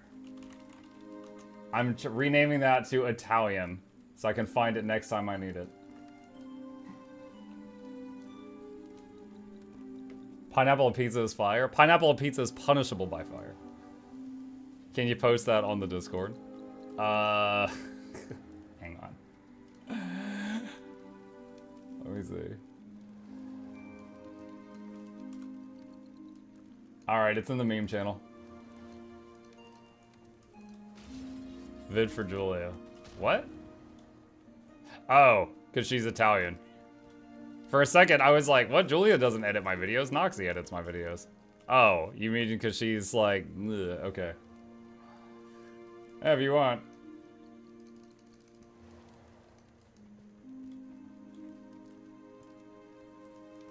Just waiting on this meta to start right now. Octavine ready? Yeah, I'm doing the Octavine right now. We're in Arc Basin at the moment.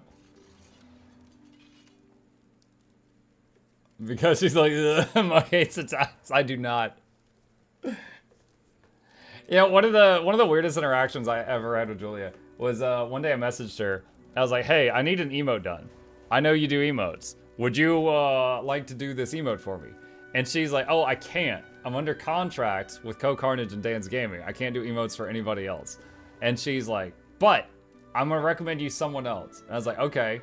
And then she says, don't worry. She's Italian too. What?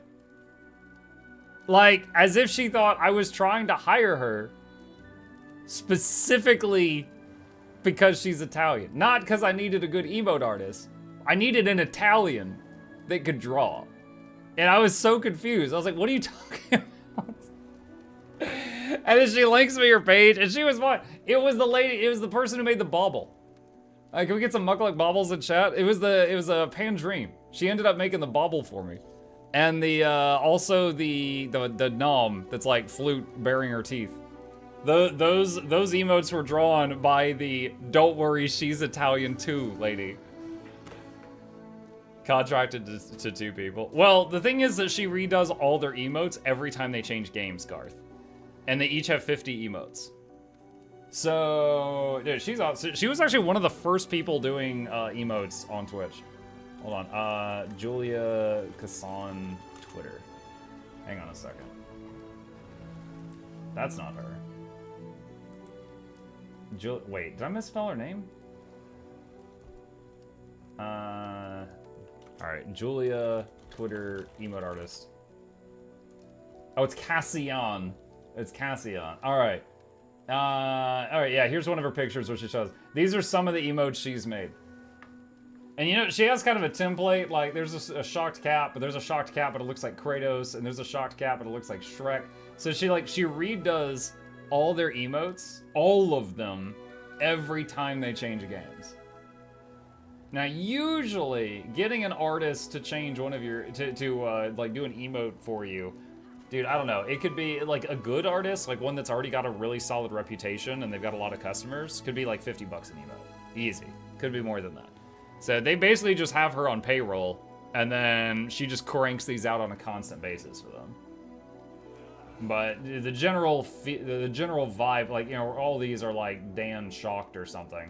But, you know, they change slightly from game to game. There's Mario right there. You've got mail. I do have mail. What's up? I've also got Wizard's Vault stuff. Bing, bang. Alright. 4 giveaways, or for yourself if you so choose.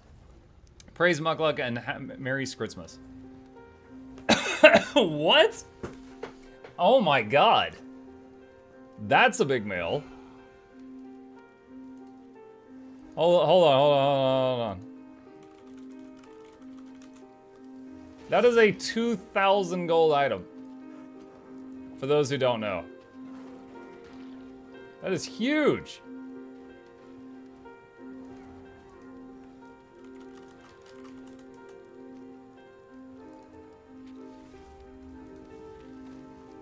What is this one? From Kay. Happy holidays.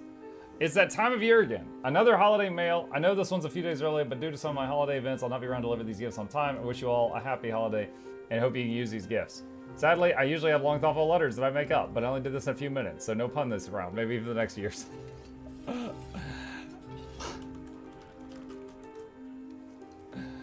Okay. Latest vid question. I was watching your latest vid and was wondering how'd you calculate 12 gold per profit from home instance out of curiosity? Every material farmed from the home, including volatile and unbound magic, can be converted to gold. Fats community. Oh god. Fast farming community website does all of those conversions every day, so you can see the total value of a full clear if you choose to liquidate everything. Fast farming says like 7 gold. Unless it changed. Let's see. Kerwin Nightshade, just want to say hi because I saw you today and was on your stream for a couple of seconds. Love your videos. 6 days ago. I did not see this mail till just now. For the toe beans. New teeth. Good luck. This was before the root canal.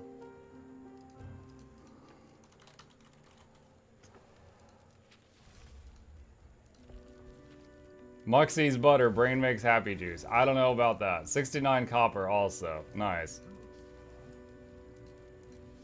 Alright, there we go. It's done.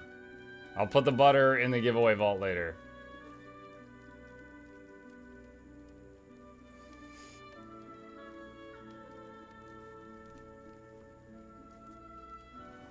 Faz... Hang on. What server are you on? One of the EU servers right now. Fast says 12, but 2.2 is from charged. 5.5 is from charged. Okay.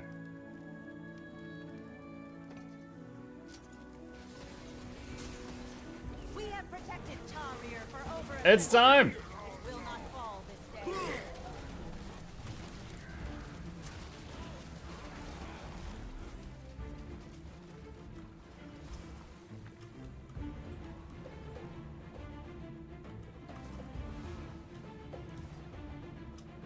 Fluffy dive!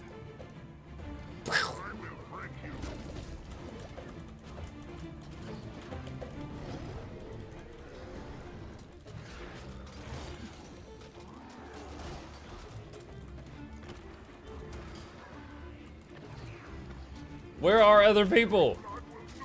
Help me with these frogs.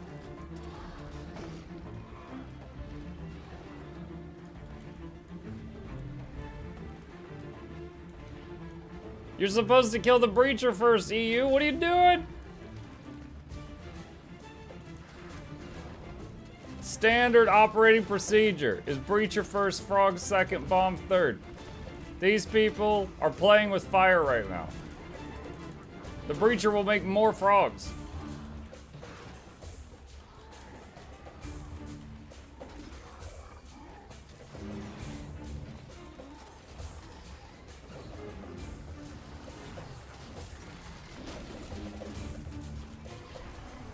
Glyph of the stars to revive that person.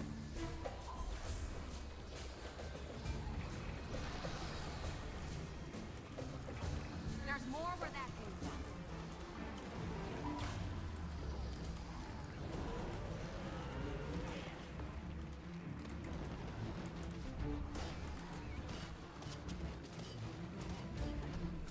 We don't know what a breacher is on EU. We just kill big mobs. It's the biggest one here.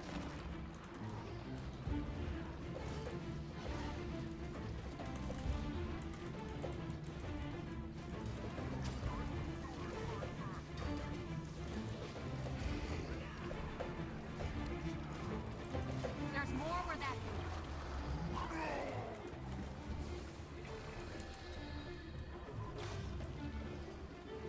Right, Mugby, you don't have to know what it is to know that big can kill him. Octavine's bigger. I mean, one little section of it's not. Maybe the total city.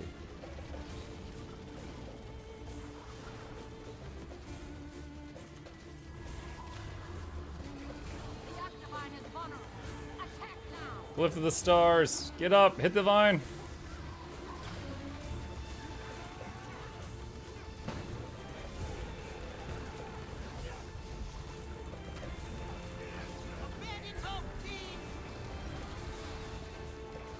I'm just raining might stacks on everyone. That's how I'm doing damage here. All of you get 25 might.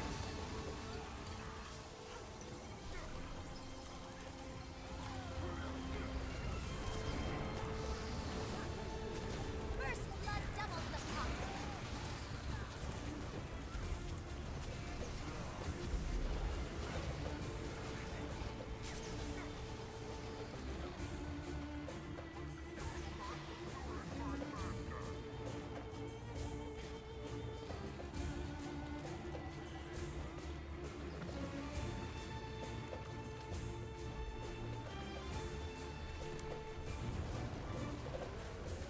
Easy. First try. Now the second boss. Lag. Nice knowing NA still can't have healthcare. Why is that nice? Why do you wish no healthcare upon me? Be prepared to fight, hero.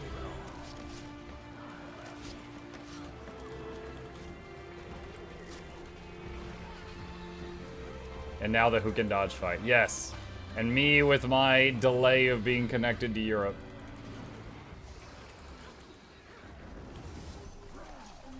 And I still did it better.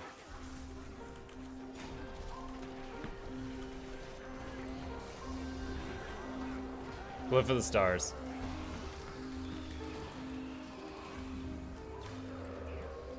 Got all of them except for one dude.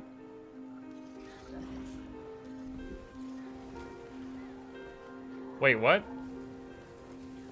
So, someone just whispered me, and they said, I stream, but if your chibi character's on my screen, will I get copyrighted? We are in the same map for Arathi Basin. My screen keeps drawing to your chibi. Yes. The FBI are on their way right now. You sick monster. Send. All right.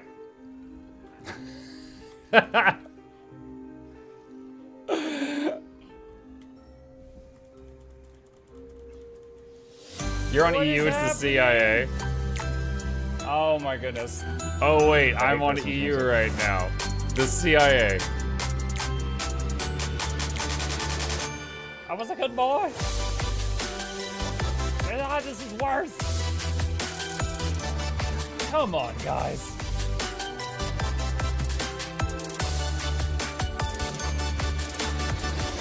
Send in the Mounties, Interpol. Yes, God save the king. Tut tut cheerio.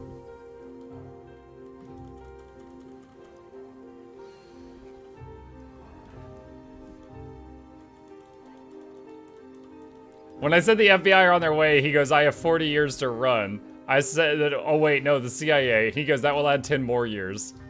Say good luck to them for me.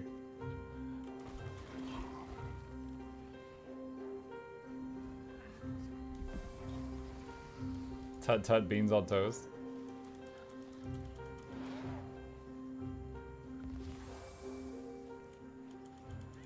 We in the EU have healthcare. We are not worried about breachers and frogs. Ivan says, is this a good time to start playing Guild Wars 2? Yeah. Yeah, it's still doing great. We're currently in the they started a new expansion cycle where rather than go a few years between major expansions, they're gonna have a smaller expansion every year, and we're right in the middle of the first smaller expansion.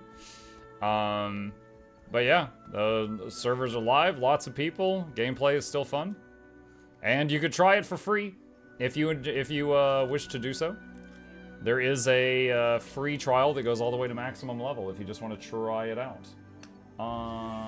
Where's my link for that? Put that in the chats.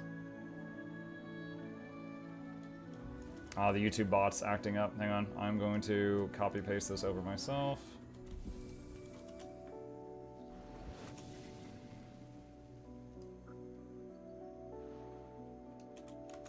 That's it. Hi Noah. How you doing?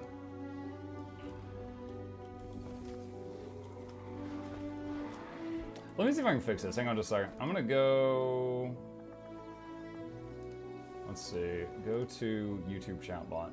Hold on. For those watching, my chat bot, the thing that responds to my little commands in the chat, it's working on the Twitch side, but not the YouTube side right now. And I'm going to see if I can do anything about that.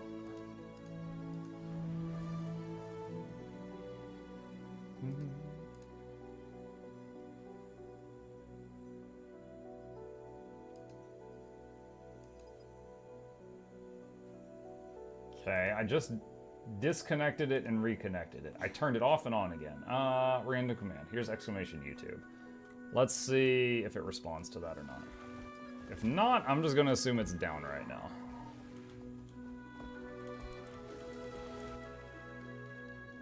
I guess Stream Elements is not working with YouTube right this second. All right, if anyone on YouTube needs a link for anything, just get my attention. I can dig it up and copy paste it.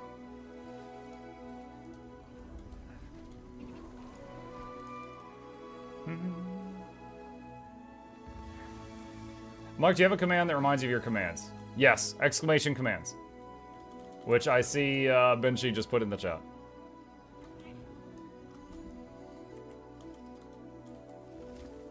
I think there's probably a few that are not on that list.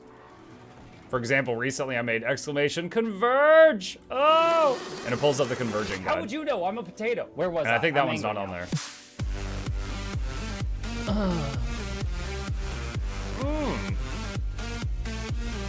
Booty!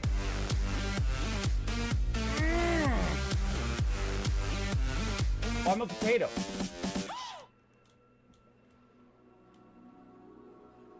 I found out you can click on the chest to open it. A bit more annoying to interact with it, but at least I don't have to revive everyone.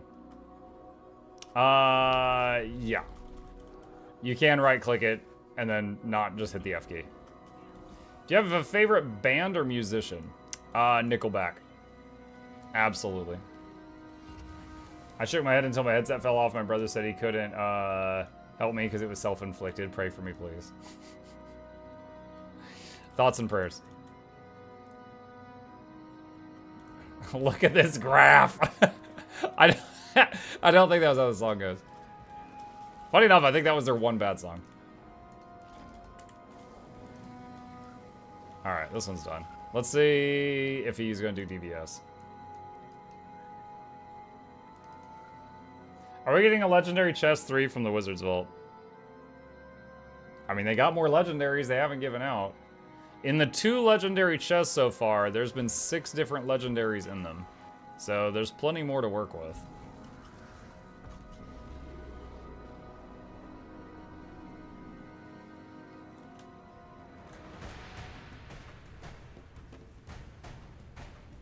I see robots.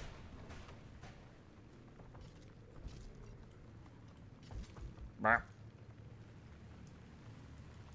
Preparing an ambush. Is this one gonna happen? This one might happen.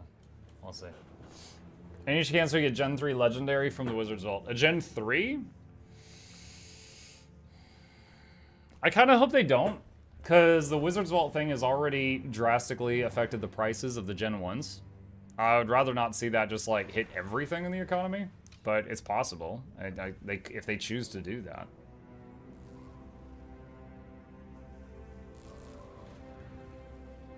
My husband sitting here nearby heard Nickelback and started laughing.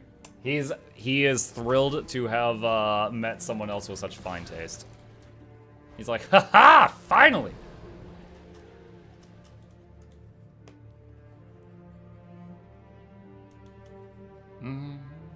Mugly Douglas the Fourth Esquire, how you doing? Doing good, Yosef. How you doing? hello, Black Box. Should I consider getting infinite unbound tools if I have their volatile counterparts, or can I safely get the Skyscale plush skin instead? If you already have volatile, there's no real point in getting unbound. Volatile gives you more money than unbound does. So I don't see a point to it, unless you just really like the animations and you just want the animations. So I think you can safely get the plush Skyscale. We never see Chauncey anymore. Oh, we can fix that. Hang on. Let's see.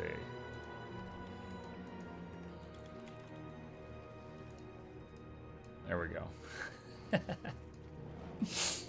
Chauncey Von Snuffles the Third. I'm like, hi, Lord Fitness. I'm a relatively new player, and I got the Volatile Magic Glyph. I should sell it, right? If you only have one single glyph, and you haven't equipped it, so it's still tradable, I'd probably sell it just to get a huge start on your money. And then you would not have to worry about money again for a very long time.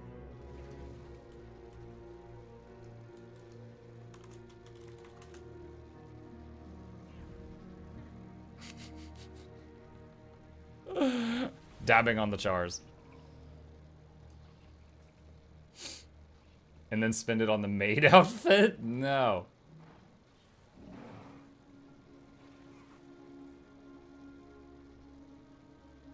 Your map is bugged, it won't spawn? Aww.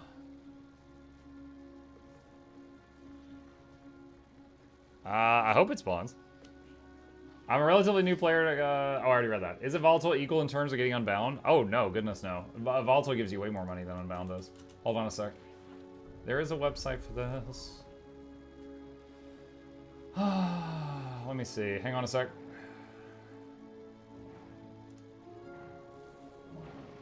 Alright, so any point of volatile or point of unbound can be turned into money. So for example, if you're harvesting something between level 71 and 80 with a sickle, Glyph of Volatility gives you, on average, 2.17 silver per swing of the sickle. Unbound gives you 30 copper per swing. So right this second, on these crops, volatility is worth 6 times more. On axes, it's 74 versus 14, so again, about 6 times more. On level 1 through 70 stuff with a sickle, there's 2 silver, and unbound is 30 copper. So it's pretty majorly different in most cases. Now, you can still turn unbound into money. If you got unbound glyph and that's all you got, that's still better than nothing. That's still profitable. However, it's not volatile.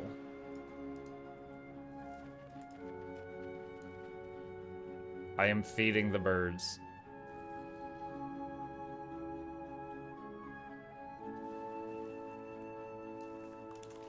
This is nice. I sure hope no dragons interrupt our outing.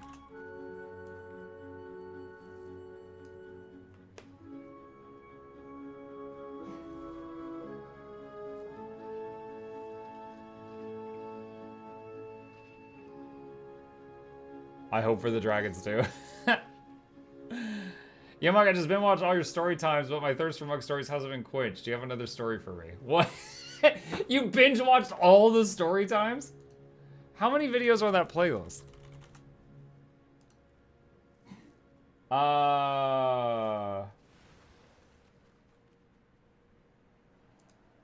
Hang on. There's 34. You just binge watched 34 videos. That's crazy. Yeah, that's it. That's everything interesting that's ever happened in my life. That's all of them. Dude, sometimes these stories, like the most recent one was the loudest man I ever met. And, you know, my dad was there when that happened. So I messaged my dad. I was like, hey, I made this video. I think you might find it funny. And he starts watching it, and he pauses it, and he goes, as soon as I saw the title, I knew I was going to hear, Jessica, that's the sound of the engine. And I started laughing. And he keeps playing it, and he's playing it, and he goes, I don't remember this old lady changing colors. Is this just you taking, so just adding some, you know, extra into the story? I'm like, no, that actually happened. Like, there's always some parts where he's like, that didn't happen. I'm like, it did happen. You're old. Just trust me, you're old. You wouldn't know.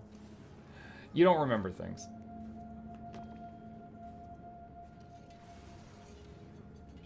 I really love the way every start of your video but never get the spelling correctly.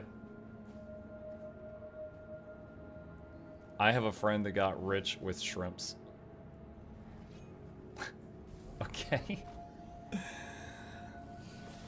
I sold the glyph a few weeks ago and got myself the Griffin. Good or bad decision? Griffin is going to be more useful than the glyph, I think.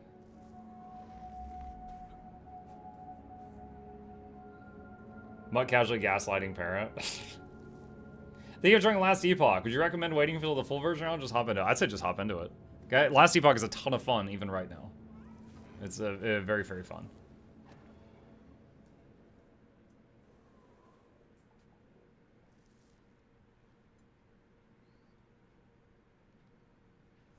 What's this about Epoch? Hang on. Last Epoch is an action RPG. That is one of my favorites right now, and it actually is in early access.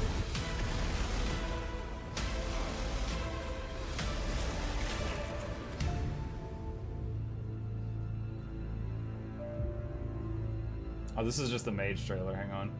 So you've seen it. The end of time.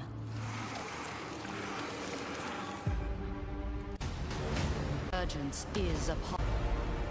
Is back. This is a.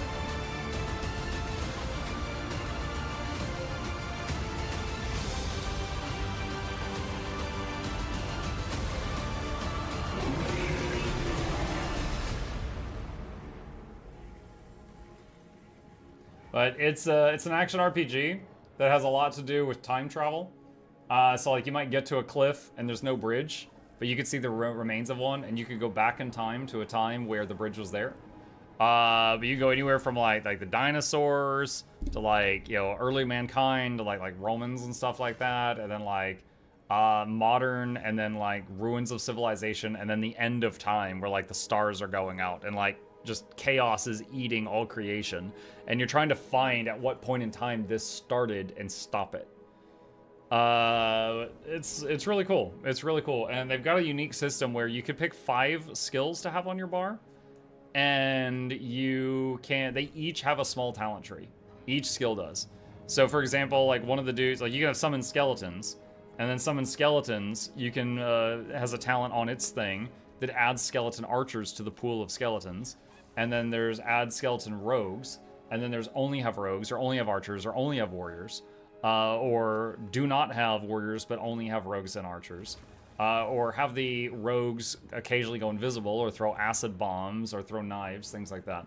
There's so much customization just for each unique skill on your bar. It's very cool.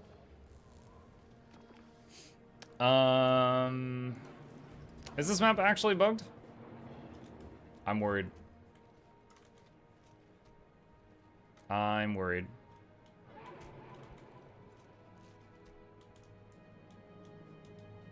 Congrats, Mike. You made me wishlist another game. They've actually got a better trailer. Hold on. Last Epoch trailer.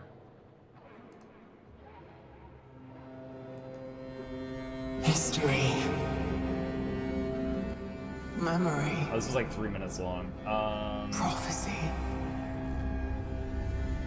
Alright, so I'm gonna skip through this. Alright, so you can see they got this big brazier thing. Everything looks real pretty. And then here's like the fall of this empire, whatever this was. Gods and then here's a different empire here. Power, and empires rise. And then like the fall of mankind. And then the end of times. This is the same location in all of these parts. The fate in your... You must light of humanity. And this is him like, okay, I gotta get out of here.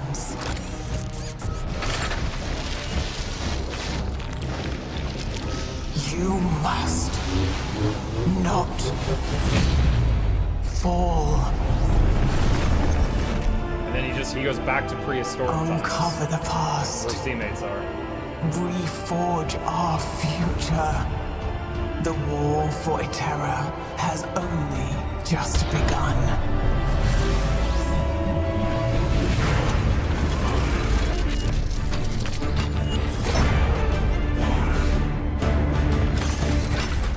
But yeah, it's pretty cool, because like, depending on the timeline you're currently in, you might be fighting actual dinosaurs, or you might be fighting like modern people with weapons, or futuristic people with weapons, or just demons at the end of time. Is there co-op? Yes, there is co-op. But if you're a fan of action RPGs, like right now, for different reasons, my favorites are Grim Dawn, Last Epoch, and Path of Exile. Diablo 4 exists. Those are my favorite. What's that game called? That's Last Epoch. This is a link to their Steam page. I'm just talking about something I love. That game, I've put, like, I think 70 hours into that game during its alpha and beta. It is getting the full release version in, I think, February or March.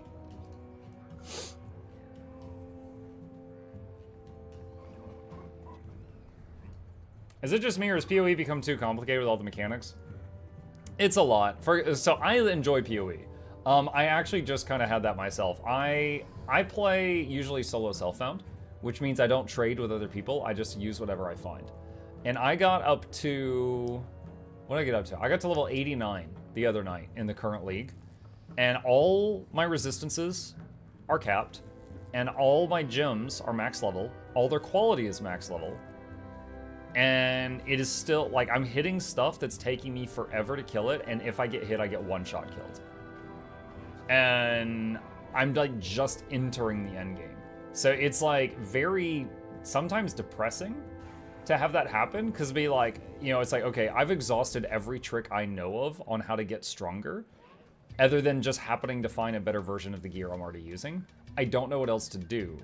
But it's like, you know, Heist has some mechanics, and Blight has some mechanics, and Prophecy has some mechanics, and Breach has some mechanics, and Abyss has some mechanics, and Parandus has some mechanics, and Arch Nemesis has some mechanics, and Harvest has some mechanics, and Ultimatum has some mechanics, and Alchemy has it, and it's like every single league has some, it's like, oh, if you go over here, and you pick this guy's nose, and you put it in a jar, and then sprinkle some of it on your belt, then you get +5 to strength. And it's like, how am I supposed to know that?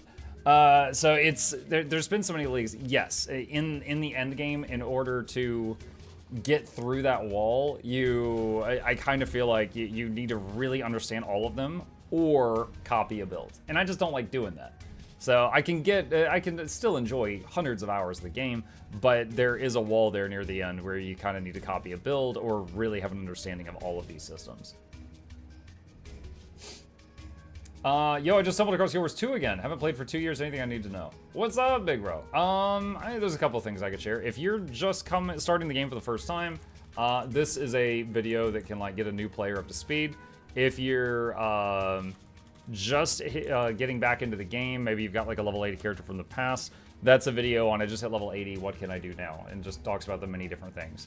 But yeah, a couple months ago, Secrets of the Obscure, the newest expansion, came out. So there's a lot of people playing it right now.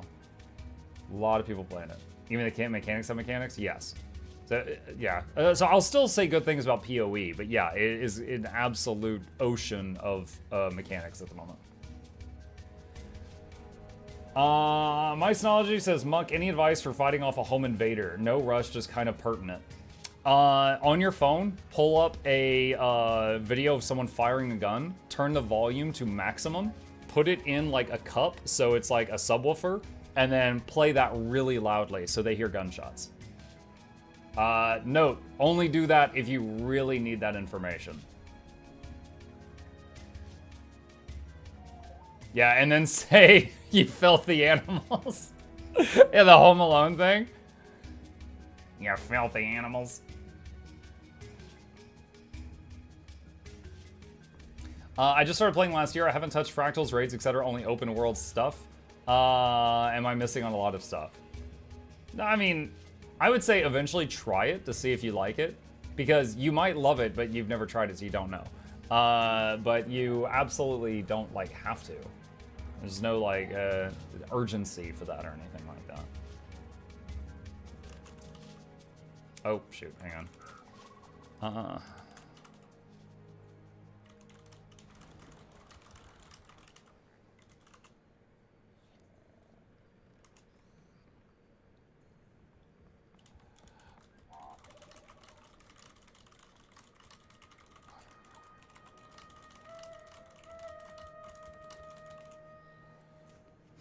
Hey, my nephew saw me playing Guild Wars 2 for Thanksgiving and decided he wanted to play. As expected, you picked the class I understand the least. Do you have any advice for an engineer build for someone about to start Heart of Thorns?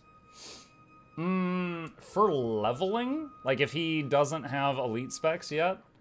If it were me, I would copy-paste the flamethrower build online. Spray and pray, baby. Easy. Easy.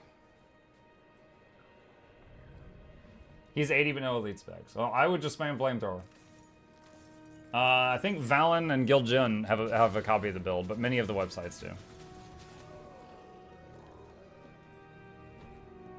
What build? So Engineer has some traits where if they're holding a flamethrower, every 3 seconds, they get stacks of stability and might.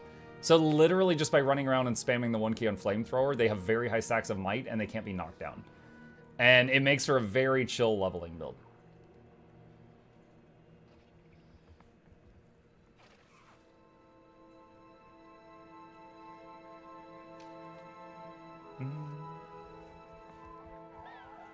Home Alone? Home Alone... Oh, wow. Home Alone is a movie about a kid who... He's got like 19 siblings, and his parents go on vacation and take all the kids, but they miscount how many kids they brought, and they leave them home by accident. And the house gets robbed while they're gone. And he sees the robbers coming in and starts laying like homemade traps. And the whole thing is these 2 inept robbers versus this kid who's booby-trapped the whole house. Like, you know, like a paint can swings in and nails one in the head, and he falls on like a bunch of jacks on the floor, like thumbtacks, and gets him poked. And another guy grabs the doorknob, and there's a car battery hooked up to the other side, and he gets fried. It's just one thing after another. He puts these 2 through the ringer. So it's a comedy about 2 adults feeling lots of pain. Somebody doesn't know Home Alone? Yeah. Oh yeah, one of the things he does is they come into this one room and he plays a clip from some movie. It's like, you know, I forget what the exact line is, but it's a guy with a Tommy gun. And he's like, yo, like, welcome back, you filthy animals, and and then they start screaming because they think he's got a gun, but it's just like it's just a recording.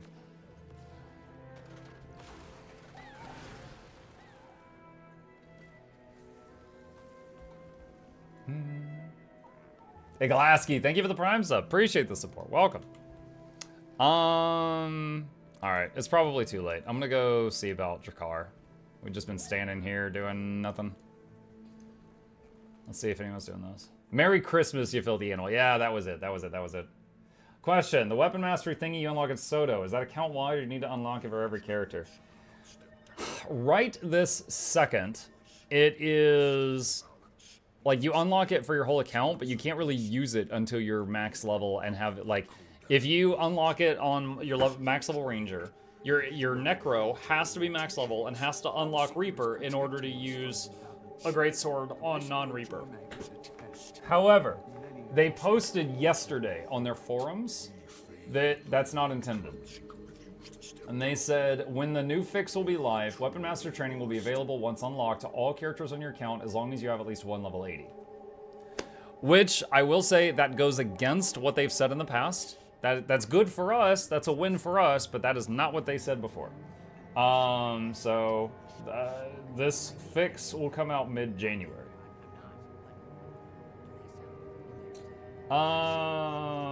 Villy, what is a title you're most proud of for achieving?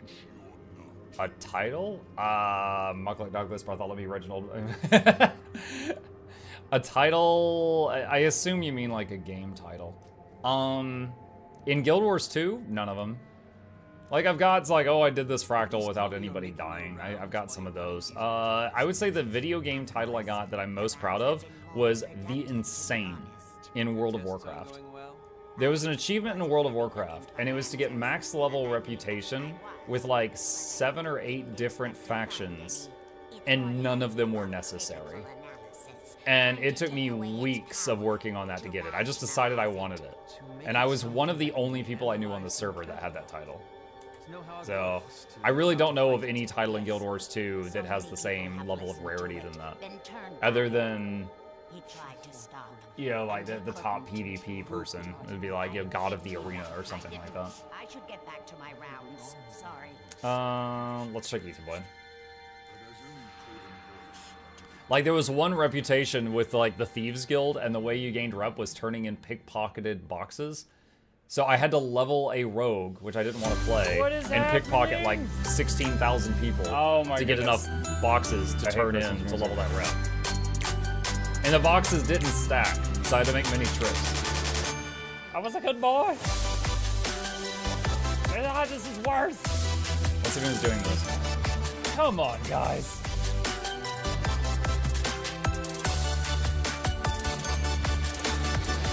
I feel attacked. I'm next in queue.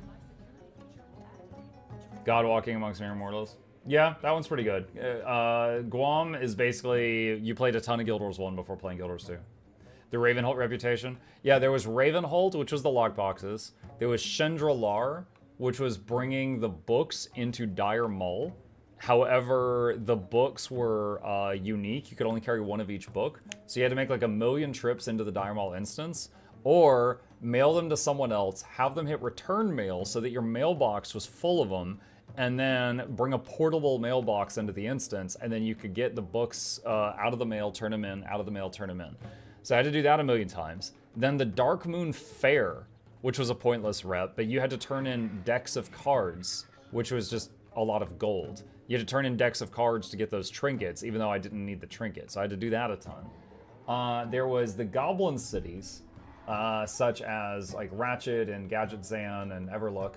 And then there was also the pirates that hated the goblins. So when you raise the goblin rep, you would lower the pirate rep. When you raise the pirate rep, you would lower the goblin rep, and you had to find a way to get both of them up. So you had to do those. Don't remember if there was others. There was all the pirates, all the goblin cities, Chendralar, Dire Mull, Darkmoon Fair, Ravenholt.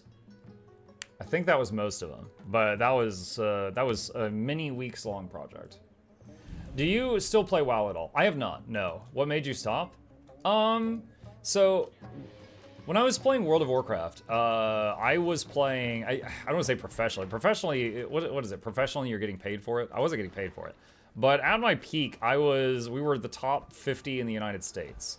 And we were getting server first. I've got one video of that time. It is such a bad video, but I was leading like server first and stuff like that.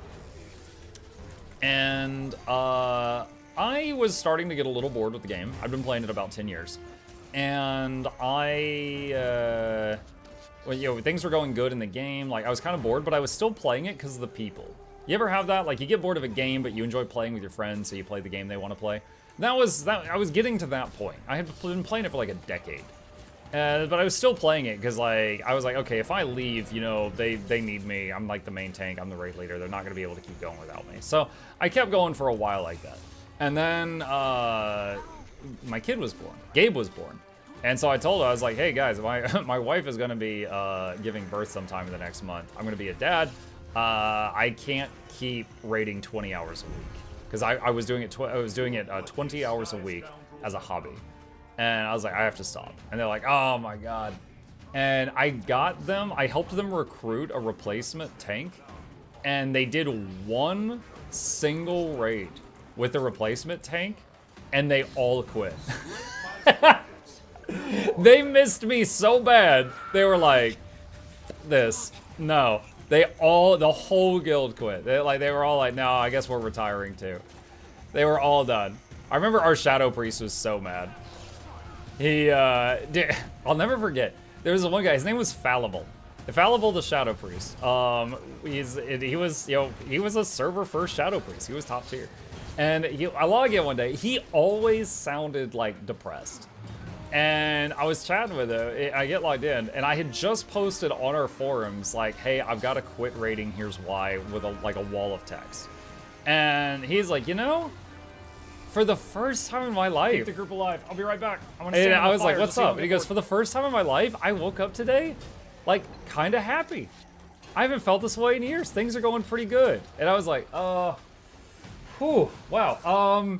I guess you haven't, like, read the forums yet today. He's like, huh? What? And he goes and he looks at the forums, and a moment later, he comes back into chat, because we were chatting in World of Warcraft. He goes, God damn it! And he was and I was just like, oh my god, I just took away this man's happiness somehow. Like, I was like, what just happened? Dude, that became a core memory. I was like, oh, jeez.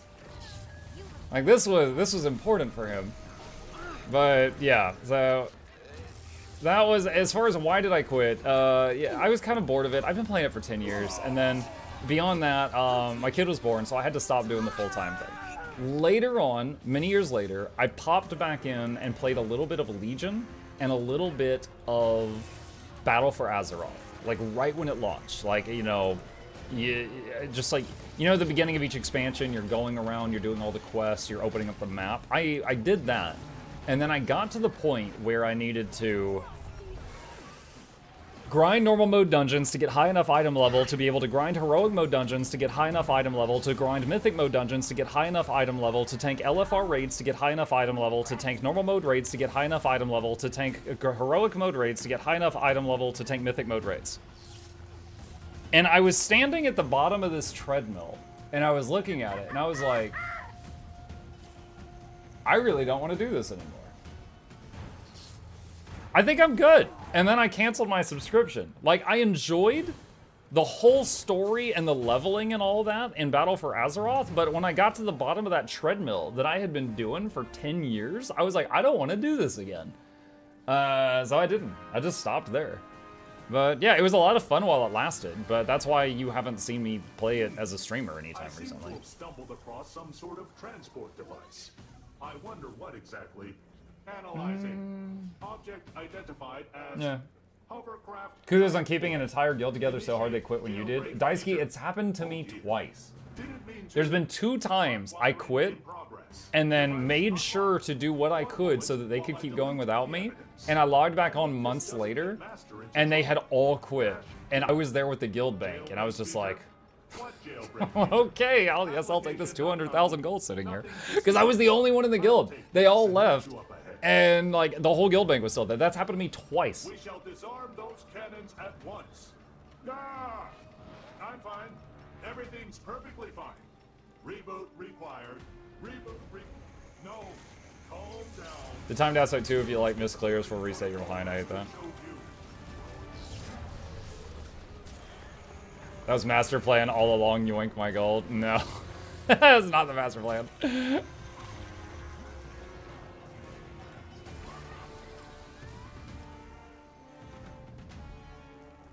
I tried playing with my brother years ago. I had a similar experience. No, hey, look, again, I do not recommend my time in WoW. It was a lot of fun while it lasted, but I played 10 years of it. I think it's rare to find someone who can play 10 years of any game. There are people that do. It's uncommon. But I played 10 years of WoW, got bored of it. It got to the point where, like, when people convinced me to try Final Fantasy XIV, I tried it out, and I was just like, this is too much like WoW. Now, again, I was a low-level character. I was in the newbie area, right? But combat was hold still to cast spells, watch your mana bar, and go, Frostbolt, Frostbolt, Frostbolt. And I was like, this is WoW 10 years ago. And I just could not, I spent like 10 or 12 hours on FF14, and I could not get into it because it felt like ancient WoW to me. And I was like, I've already done this. I've done this so many times.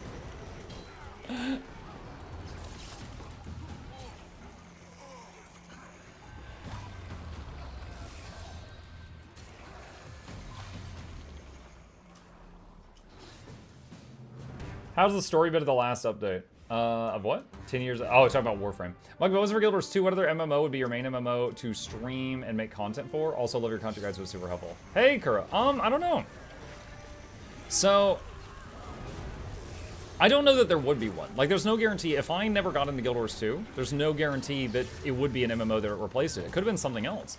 As many of you that have been here for a while know, I love classic RPGs. I love action RPGs.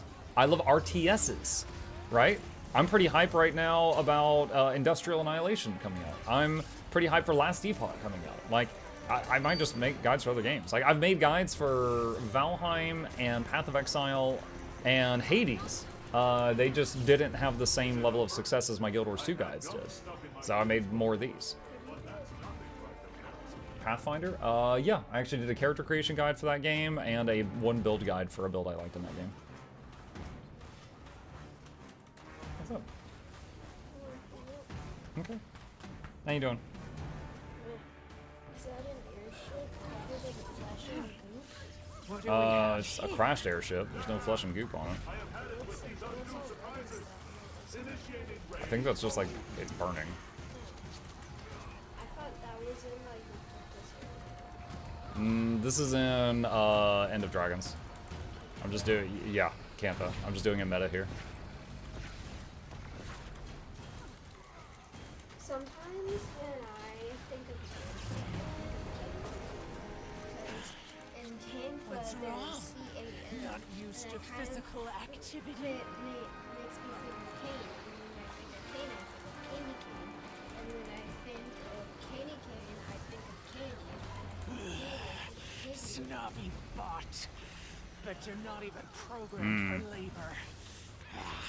You're pampered. So that'd be like if I said sometimes when I think of boy, I think of buoys, because they both start with B-O. And since buoys float, it makes me want to throw you in the ocean. Is it like that? I need that arm back.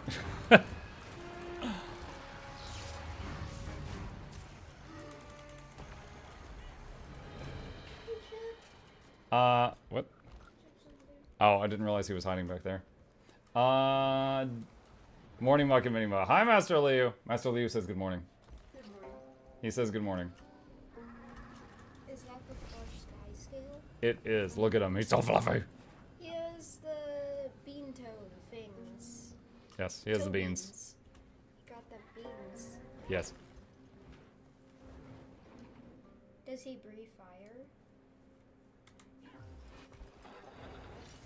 Yes. If you sit still for like a couple of minutes and he does his idle animation, he breathes confetti. But it's... Oh. There. I think as soon as he like lets out the fire from his wherever the fire comes out of, like Wherever it comes out of. like his stomach. Yeah, when he or something, farts fire.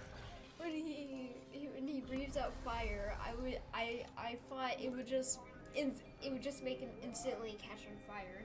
Oh goodness, I hope not, because I've got the plush griffin too. I don't need all my mounts catching on fire. All right, I love you. Let me get back to talking. Do you have the plush raptor? No, I do not. Okay, noted. All right, Shinji says, have you played Guild Wars 1? Yes, it definitely did not. I didn't love it as much as Guild Wars 2. I played Prophecies. I played Factions. I don't even remember it. I played Eye of the North. I never played Nightfall. For a time, I was doing what I called Throwback Thursday, where every Thursday I played Guild Wars 1 when I was streaming a lot of Guild Wars 2.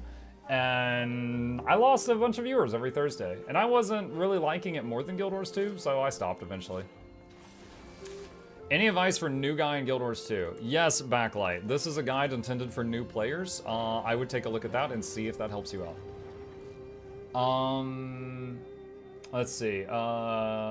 Is he on home learning? No, it's winter break right now. I'm stuck with him for a couple weeks. Let's see. Throw him. Is real. Did your interest? Villy says, did your interest in Guild Wars 2 start to dwindle? In a way, but not in the way that you might think. So, Guild Wars 2. I very much enjoy Guild Wars 2. I did not think, after all the time I played in World of Warcraft, I did not think that another game would catch my interest this much. And I think it's wild that it happened again, because I had just I had burned out so much of my brain that enjoyed WoW, that anything that looks even remotely similar to WoW, like ESO or FF14, I can't get into, because I'm like, this is too close to what I'm already 10 years burned out on. However, Guild Wars 2 didn't have that issue. It somehow got its hooks in me, and I played it for, what is it, slash age? 8,400 hours so far. And I am getting a little burned out on it, but it's not because I'm getting sick of the game, it's that I've done everything, right? So I still love the game. I still make guides for this game whenever new content drops, and I still play this game at least once a week because, for example, if I only cared about views, I get the most viewers on my channel when I play Guild Wars 2, okay? Like, right this second, I have 500 viewers on Twitch and 92 on YouTube. Hello to you both. And last night, I had, between 200 and 300 viewers while I was playing the Riftbreaker. However, it keeps me sane to not, force myself to play this every single day. Which, I could do, but it just, I've done everything. I've done everything. So, we kind of made a thing where we call it Guild Wars Tuesday, where every Tuesday I play tons of Guild Wars 2, and then on the other days I just do whatever has my interest.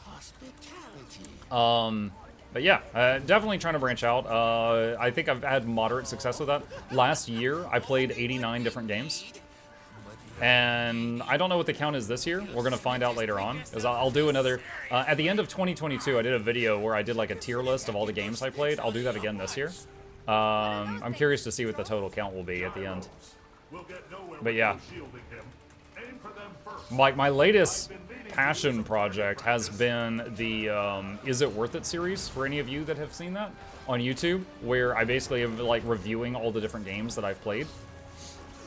The last one I reviewed was Warhammer Age of Sigmar, which was the most recent game that we finished. Actually, I think I finished Dungeons 4 after that. But Steam year review is out for the year if you want to check games you played on Steam. How do I access that? On a Steam 2023 year review search. Your 2023 Steam year in review is here.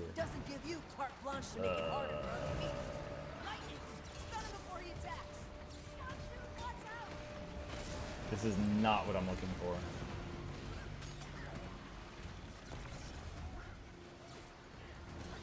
Is it? Nah, I need to focus on the fight for now. There are people going downstairs. Hold on, I'll take a look after this. We'll see. But there's also been some games I've played on Epic. Off the top of my head, Alan Wake 2 was an Epic exclusive, so I had to play that on Epic. Stuff like that.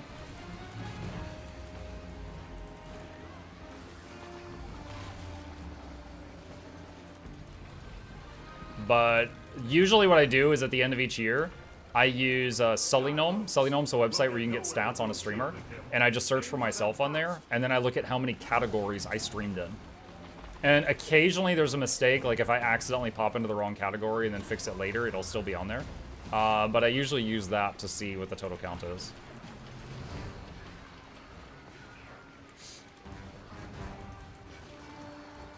I know you mentioned not having a ton of interest in other classes, but do you think becoming fluent in other specs you've touched as something could maybe be interested? I have max level characters of all 9 specs. I have made at least low intensity guides for every elite spec pretty much. Some of them are out of date and I've taken the videos down, but like I've dabbled, I've tried out every class in the game. And for me, like, I have found what my favorite thing is, and I don't really wish to deviate from that. Like, I'm not like Valen, where, you know, amazing gamer, he can play all, like, every lead spec of every class. I don't really wish to do that. I would rather play other games. Like, that's nothing negative about Guild Wars 2. That's just, you know, it's just like I've already done everything in Guild Wars 2. Doing it while doing it as a soul beast instead of a druid is just be like wearing a different coat of paint to the same activity. I'm just gonna glyph of the stars here to get all of these up at the same time. Like, I have played some phenomenal games with amazing storytelling this year because I was branching out from Guild Wars 2. Alan Wake 2, Baldur's Gate 3, Warhammer Rogue Trader. Off the top of my head, the storytelling in those games, I will remember so much more than the time I did raiding as a weaver. You know? Like, it's just about, like, devoting my time. Like, sometimes people ask me, like, Mug, are you ever going to try to get a Harvest Temple Challenge mode clear? And the answer is no. Because it would take me and a dedicated group probably many weeks, probably tens of hours, maybe more, to get that kill. I'm confident I can do it. I've led server for stuff. It's just going to be execution. However, in the amount of time it would take me to do that, I could probably go clear an entire Assassin's Creed game and have another much more notable memory under my belt. I've also been asked if I'm going to do a guide for Harvest Temple CM. It's one of the only things I don't have a guide for. And probably not, because I've done the guides for some of the other CMs, and they hardly get any views. There is just such a small amount of people that wants to get into that stuff that's not already in the group that's doing it. Okay, well, you know what you need to do. Okay, good job. Did you wash up afterward? Okay, good.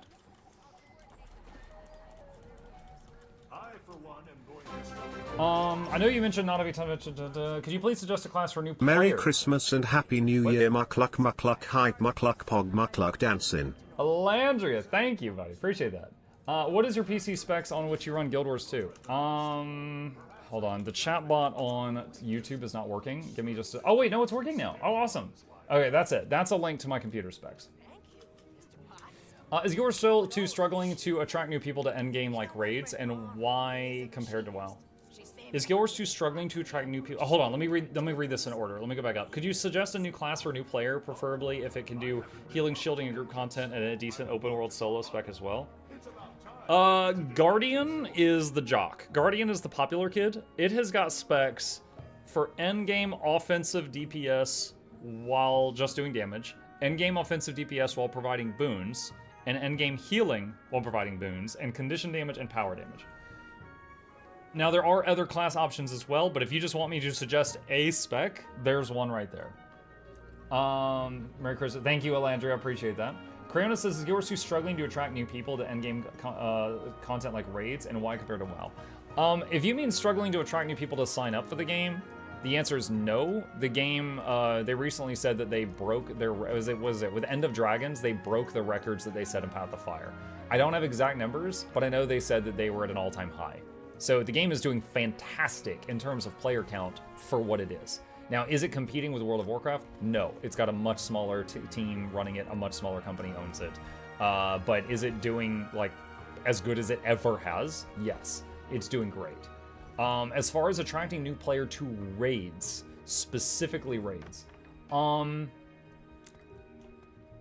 think, who was it? There was someone that reviewed all the raids in the game, and they talked about how it seemed like in between every raid, Guild Wars 2 changed. Oh, I think it was Preach. Preach recently did every raid in this game without looking up guides first. And when he did that, he was talking about how in between every raid, he was like, it was like they tried to change the formula, you know? Now, there are some good raids in this game, but they constantly try to change the formula. And I would say that's actually a strength and a weakness of ArenaNet. Because it's like, here, hang on a sec. Let me open up a notepad here. Okay, so 5-man content. Dungeons. Dungeons aren't doing too great. Instead of fixing them, they make fractals. Fractals are doing pretty good, but then for some insane reason, they make dragon response missions. I have no idea why, but now we've got 3 different 5-man content. You could just call all of these dungeons, but there's 3 different things. Okay? 10-man content, there's raids. And then they made raid wings. They made raid wing 1 through 7. Now 1 through, 4, I think, is Heart of Thorns, and then 5 through 7 is Path of Fire. But they felt like not enough people were doing raids. And I can understand that sentiment. World of Warcraft had a similar issue where when WoW made Naxxramas, which was like the final thing in the core base game, Naxxramas was a massive undertaking for them to develop. You know, there were so many bosses and so much in it. However, less than like 0.1% of the player base saw Naxx. Because they made this quest where you had to make a key. Every single person had to make a key to get in there.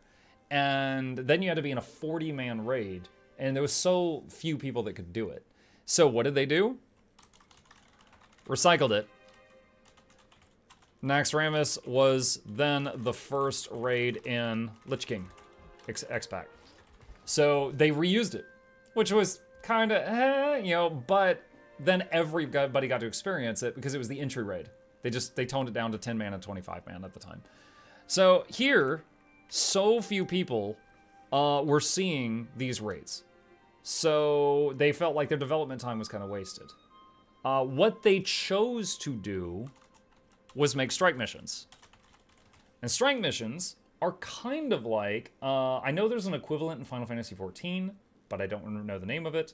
It's a raid without trash. You walk in, there's a boss, you fight it, win or lose, you're done, you get out. Trials, thank you. So strike missions are 10-man content also. However, you just go in, you take care of business, and you leave. So win or lose, you're only there for a few minutes in most cases. Strike missions were very well received.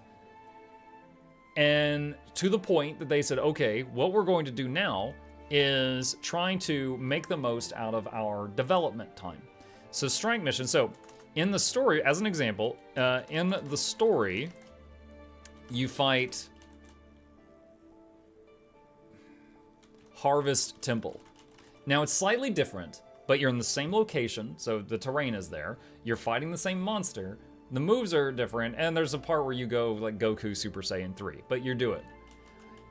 In Strike, you fight Harvest Temple, but it's for 10 people. In CM Strike, you fight Harvest Temple, but it's for 10 insane people. So they found a way to take these story bosses, make them a 10-man strike, and also a challenge mode strike, and they can reuse the assets.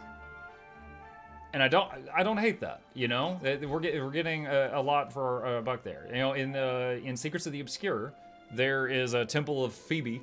In Temple of Phoebe, you fight the big demon dude. You fight him in the story, you fight him in the 10-man strike, and the challenge mode strike comes out soon. So they're basically finding a way to get 3 different encounters out of each of these, but they're each targeted toward a different group of people.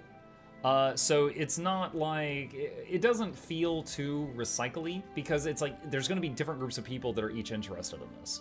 Phoebe. Yeah, but it's funnier if I say Phoebe. So, yeah, wait till you hear how I say Trebuchet.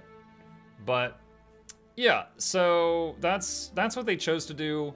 I kind of hate how this ended up. And these raids are still good, and I honestly, like, the get to the point raid guides I made for each of those 25 raid bosses are some of the most popular content on my channel. So I'm glad people are still doing them, but that's just kind of how it is. That's it. Like, it's just the evolution of the game kind of tells a story to how instead of fixing something that was broke, they decided to throw it away and make a new thing. So dungeons became fractals, became dragon response missions. Raids became strikes with challenge mode strikes. And it kind of tells a story, and the old content is still there. Like, personally, to me, I don't feel going back and doing dungeons is worth it unless you need a specific rune. But if you're just trying, like, dungeons take 4 times the amount of time as a fractal and give you 1/10 of the money or something like that. Like, it's like, what's the point? If I want to do 5-man content and have fun and also get paid better, I'll just do fractals. So it's just kind of how it is after all this time. So go to Steam app store homepage. Okay, hang on a sec. Steam app store homepage. 1 sec. Review your year on Steam. Oh, I found it. Okay, hold on. Let me make sure that there is nothing. This is not the first time we've let others. Okay, what do we got going on here? Muckluck's year-end review in 2023. This year you played a ton of new games. Yes, I did. 77 games played on Steam. 58 were new. Okay, well there we go. That's apparently my count. 77 games played on Steam. And I know there were some on Epic also. 1,700 achievements. 110 day streak. Baldur's Gate 3. 56 sessions played. Yeah, I played 2 full playthroughs of it, which was which was like 200 hours. 100 hours good run, 100-hour bad run. The Rift Breaker. Oh, dude, I played almost as much Rift Breaker as I did Baldur's Gate. That's insane, because we do this every Monday. Stranded Alien Dawn. 128 sessions played. It's funny, because Stranded, I just like dive in, tear it up for like a week, and then I don't play it for a few months, and then a new update comes out, and then I dive in and tear it up for a week. How you compare. Stack your year against the rest of the Steam community. Is this me over here? You played 77 games. The median is 4. Your longest streak was 110 days. Your median's 5. Wow. New releases. 47% of games you played were new releases. Games released during 2023. 9% the percentage of games the average player on Steam played that were released. You are what you play. The spider graph shows what type of games you spent the most time on. Really? Souls-like? What did I play that was Souls-like? Lies of P, Lords of the Fallen, and those Star Wars games. The Jedi Fallen Order and Jedi Survivor. And I can never remember which one's the first one and which one's the second one. So I think I played 4 Souls-likes? I was kind of surprised that that's the top thing. Tower Defense. What? Probably because I played Balloons. Open World Survival Craft. Rhythm. Yeah, Rhythm. I played Hi-Fi Rush. Mechs. Atomic Heart. There is no way Atomic Heart is a Souls-like game. What? Really? Hold on a sec.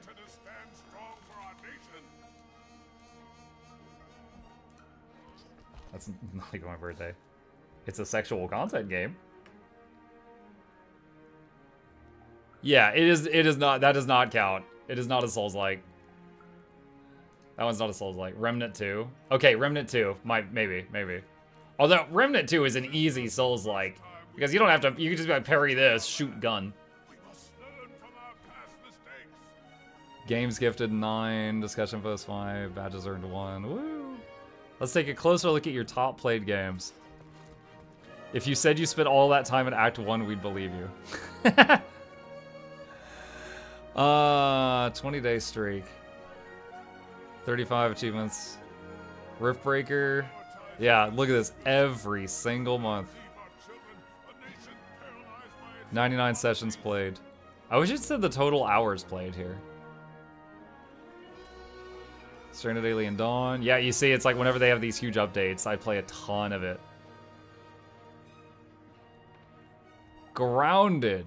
Oh, man. Okay, so a lot of this was with Boy.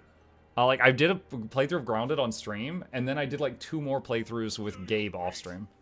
And he still plays this a lot. So, like, this might have been on stream. These were all with Gabe. When did you play Steel Rising? I'm not sure, but I did play that. Dungeon Defenders 2. Yeah, played that a lot the last couple of months. Your playtime by month. Your longest streak, 110 days. During this time, you played 39 different games. Oh, this includes the Halloween crap we did. Friggin' Mortuary Assistant, Darkwood, Scorn.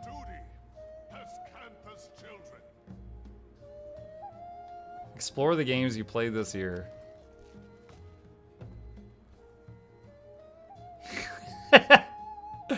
There's so many. Oh, I didn't know Cult of the Lamb did a crossover with Don't Starve Together.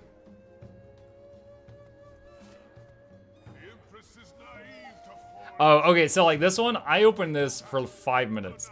I was talking with someone about the differences between Dungeon Defenders 1 and 2, and I opened Dungeon Defenders 1 just to prove a point. So like, I didn't actually play that this year.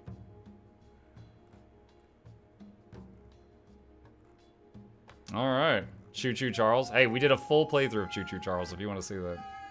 Hey. Oh, thank you.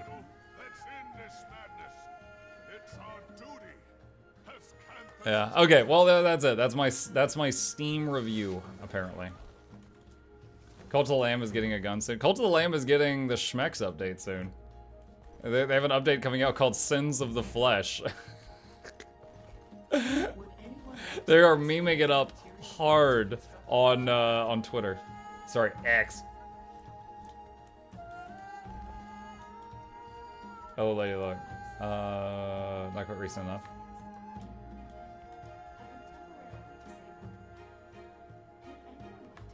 Even better, not doing Dragon Rush, get tons of extra tiles. When did I play Steel Rising, someone said. Hang on.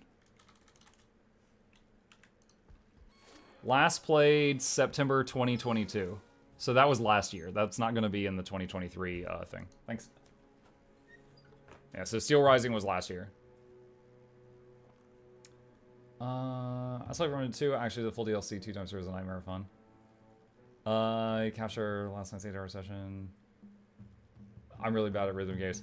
Hi-Fi Rush is very kind for a rhythm game, because you can do... Okay, so some rhythm games, you can only click on the beat. Hi-Fi Rush, you can click off the beat, but you do way more damage if you do it on the beat. So it's not as punishing if you make mistakes. Have you played Subnautica? Mm-hmm. Oh. So, my playthrough of Subnautica, my first one, I've done like 5 playthroughs of Subnautica, but my first playthrough of Subnautica is actually on the second YouTube channel, on Muckluck Plays, and it was actually a Father's Day stream, because Gabe, at the time, who was like 6 years old, was in my lap during the whole thing. He loved it. At one point, one of the big Leviathans jumped us, and he got jump scared. But yeah, I've done Subnautica and also Below Zero. My first playthroughs of both are on the second channel.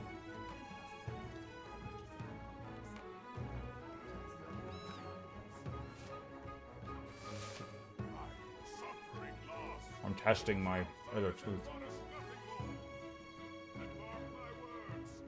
For those that just don't know, last week I got a root canal. And I'm kind of like testing the waters with my teeth to see if I can chew with that side right now. I'm doing okay right now. Hey Mark, are you planning on playing Binding of Isaac? I've never played Binding of Isaac. I haven't played that one.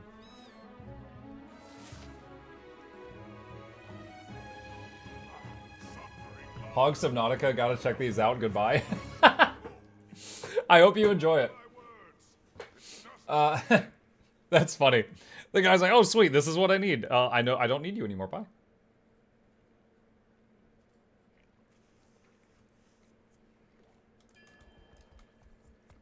Let's see. Anything else going on? Binding of Isaac is Muck's favorite legendary. That's Binding of Hippos. Whole different thing. Let's see. Is anyone doing caning? Let's see.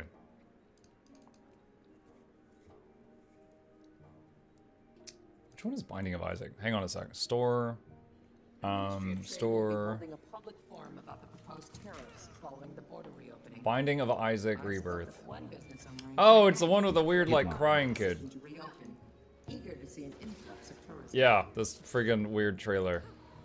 Oh my god. Where's the actual gameplay? Yeah, this thing. No, I've never played this. Looks weird AF, though. Have not played that one. Oh god, I'm dying. Dude, what kind of world is it when the waypoint's not safe? This guy, yeah.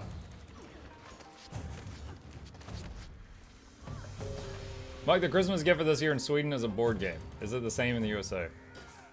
What? What Christmas gift? Christmas gift from who?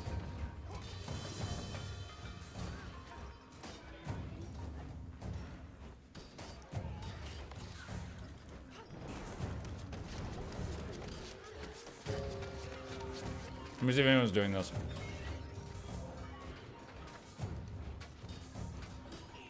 Oh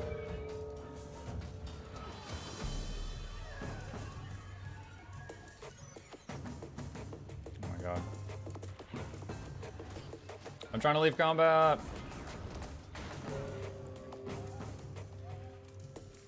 There we go. Binding of Hippos? Yes. Binding of Isaac is like old school Legend of Zelda meets Souls-like. Oh god. That sounds like something I'd be terrible at. You still in EU? Yes. Still enjoying your healthcare. I am minus hamburgers plus health insurance. My healthcare? Your healthcare. Specifically yours. Your deductible is skyrocketing right now.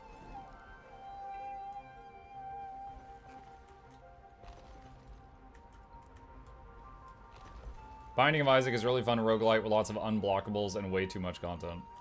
Unblockables. No. I like blocking things.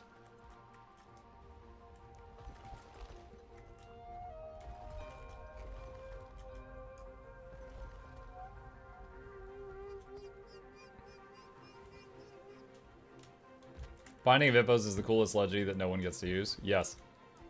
Because they've never added focus to new classes in the history of this game. Just the same classes have it at the beginning.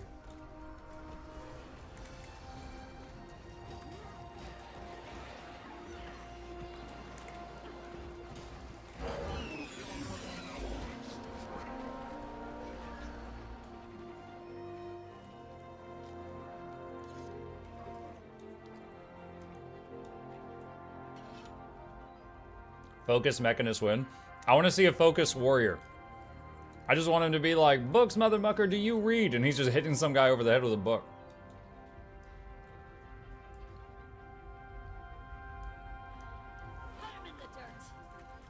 With new underwater weapons?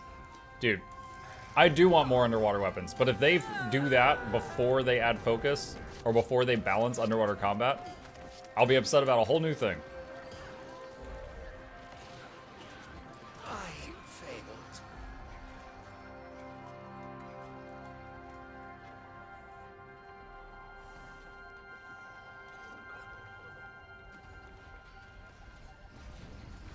Focus Warrior trying to sneak into the Firebrand secret meeting.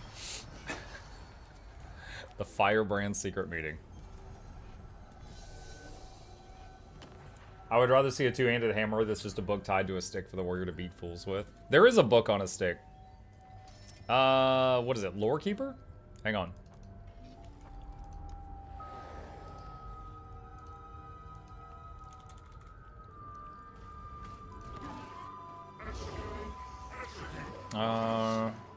That's the hammer, which is, that's 2 books, right there. That's 2 books chained to a stick. So there's one.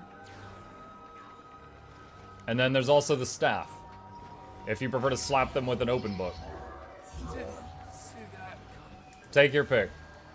Lore Keeper weapon set. Looks Warhammery. Well, it is a Warhammer.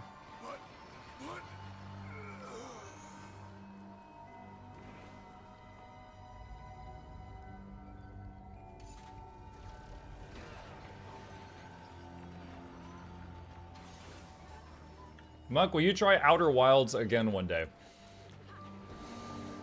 I don't know, man. So not every game is for everyone. I tried Outer Wilds, and it's one of the few games, it's like one of 2 games in the last year that I've refunded. And I hear so many people say, like, it's such a magical thing. I was just getting so mad at it. So, my experience in Outer Wilds was like, I was playing it, and I'm just running around, I'm doing stuff, and then I died. And I thought I did something wrong. I was like, okay, don't go back to that asteroid. I go somewhere else, I'm running around, I'm doing my thing, I died. I'm like, I don't know what's happening, this is kind of irksome. And I go somewhere else, I'm doing my thing, and I die. And I'm like, what is going on? And chat's like, the sun's exploding, you're just not seeing it, because you happen to be under, like, indoors every time it happens. I'm like, why is the sun exploding? And they're like, that's what you have to figure out. And I'm like, so am I just respawning after the sun explodes? They're like, no, you're going back in time like 10 minutes. So you're just playing like 10 minutes before the sun explodes over and over and over. And I'm like, so every time I respawn, I'm gonna die again in 10 minutes. So like, yes. I'm like, I'm sorry, that doesn't sound fun. And I'm like, how do I stop it? And they're like, that's the whole point of the game. So you just run around, try to get some information, die. Run around, try to get some information, die. Run around, try to get some information, die. And I'm like, this seems really stupid and frustrating. And they were like, have you been to the water planet with like the tornadoes? And I was like, yeah, I saw that. And they're like, were you impressed? I'm like, it's cool, I guess. And they're like, all right, if you didn't think the sun exploding was cool or the water planet was cool, you should probably uninstall. And I was just like, all right, I will. And I did. I found it to be honestly just very irritating. But I don't know. Anything can change in the future, but for me, I found it to just be an extremely frustrating game. Listen, kid, I'm not taking orders from a civilian. Excuse me, officer, but we don't have time to argue. What game was this? Outer Wilds. If we don't expel it right now, things are going to get a lot worse than angry dumpling machines and petty theft. Fine, okay. The switch to my left? Correct. I confused Outer Wilds with Outer Worlds. No, Outer Worlds was okay. I finished Outer Worlds. Outer Worlds was an RPG. Kind of like Skyrim, but not as good. It was alright. I finished a full playthrough of that. Didn't do anything beyond that. Waiting on the next event to start.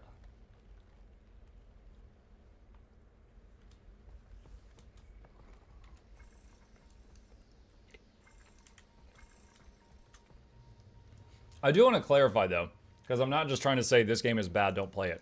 There is a huge community of people that enjoys Outer Wilds. Like, they're just glowing reviews, overwhelmingly positive. I just could not get over the fact that it just kills you constantly, and I was just getting like so like bent about it. But yeah. Space exploration, solve a mystery of why you're dying every 10 minutes thing. Theory, but our corruption is sentient. Its movements are intentional. How do I get up there? Thoughtful. I think we can force it out of each sector by locking. Sounds like bad Groundhog Day. We don't have a lot of time. How well do you know the route along the power line? Like the back of my hand. I have to keep those scrapyard mutts from tampering with the substations every damn day. The Outer Worlds post-ultra-capitalist corporate Skyrim with a really great dry humor. Wait, you're talking about Starfield now. Yeah? Damn, lost the signal. Well, we better hurry. I don't want to. Would you recommend Guild Wars 2 as a good PC game to start? I've heard a lot of different perspectives. Was wondering what you thought and what do you think about Ashes of Creation. I'm building a PC and want to play the MMO genre mainly, and I'm trying to figure out what I should start with. What's up, MDG? Because so obviously I'm a Guild Wars 2 streamer. I have good things to say about Guild Wars 2. I'm also looking forward to trying out Ashes of Creation. I'm curious to see if it's going to come out to look good. Guild Wars 2 is an excellent game. It did come out some years ago, so the system requirements are pretty easy to meet. Most systems can run it pretty well. You just got to make sure you got a decent system if you're trying to do really large-scale battles. For example, in World versus World, you can do 70 versus 70 versus 70 three-way combat. And if you don't have a good machine, you sometimes have to turn down the graphics on that, because that can be a bit much. But yeah, I mean, I think Guild Wars 2... so I came to Guild Wars 2 after 20 years of MMOs. EverQuest, World of Warcraft, Black Desert Online, Guild Wars 1, WildStar, Rift. Like, I played tons of different other MMOs before playing this one. Currently, this is my favorite one. It plays differently than all of them. Like, to me, Elder Scrolls Online, World of Warcraft, and Final Fantasy XIV all feel the same. This game plays very differently from those, and I say that in a good way. If you are interested... Here is a video called Why Play Guild Wars 2, showing the appeal of it, that I would strongly recommend, that goes into this, and it shows what this game does that the other MMOs just are not doing, even 10 years after it came out. So, but yeah, I'm a big MMO fan. I try lots of other ones as well, but I keep coming back to this one, and that video shows why. Is 70 the World v World map cap? I was kind of saying those numbers just off the cuff. I think it might be the big cap, but I'm not 100%. Like, I'm not going to swear by that. Catch one of them and bring it back to the lab?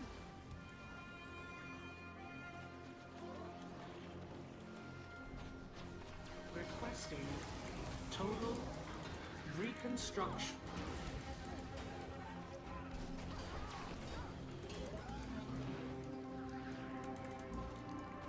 It's healed enough that if I'm just resting, I can almost forget that I had surgery in my mouth a few days ago. But if I try to chew with that side, it still smarts a little bit. Keep those things from escaping. It's getting better though. The next breaker isn't too far from here. You still with me? Don't have time Let's for see. Have you played Final Fantasy XIV? What's your opinion on that game? Wisdom tooth out? No, I had a root canal. I had my wisdom teeth taken out years ago. My opinion on Final Fantasy XIV. Okay. I played like 12 hours of FF14. And for me, as someone who had played 10 years of World of Warcraft first, I went into FF14 and it felt like a WoW clone. But I really want to stress the fact that I was doing the first 12 hours of the game. I was in the newbie zone. I was playing the first 10 hours you come across. I did not boost my character. Even people who normally love FF14 were telling me, yeah, the beginning sucks. And I didn't get through the beginning. Like, for me, I was like, I have to hold still to cast spells. I have to stare at my mana bar. I'm just hitting the one key over and over and over to fight. It was very dull, and it felt like WoW when it came out.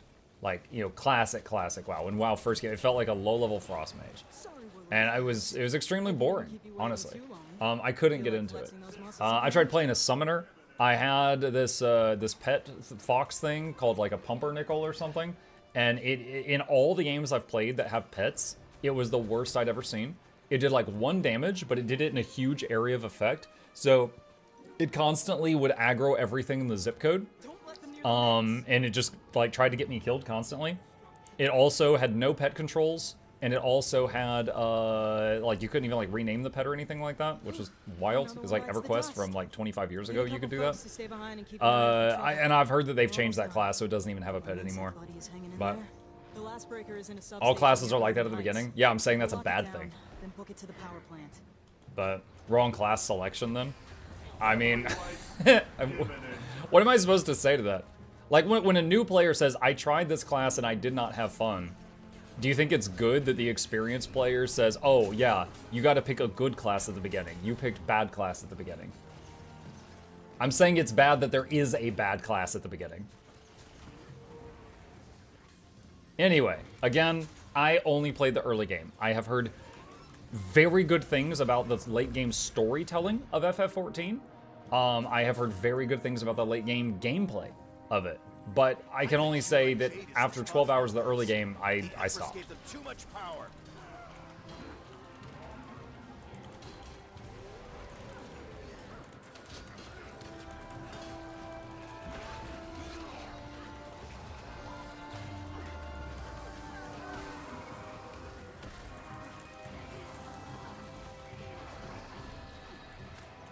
Like, for me, and this will change based on who you ask, but for me in Guild Wars 2, the combat system, like, look at this, I can move while casting spells, I don't have a mana bar, like, all of those are true at level 1.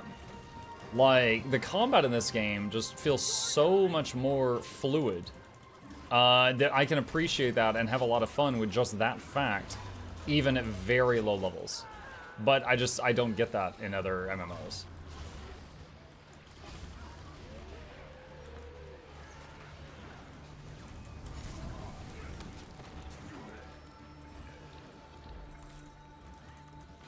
That's cool, man. I've been a console player for a long time, basically, since I was in middle school. Never had the PC. Only PC game I ever played was Wizard 101.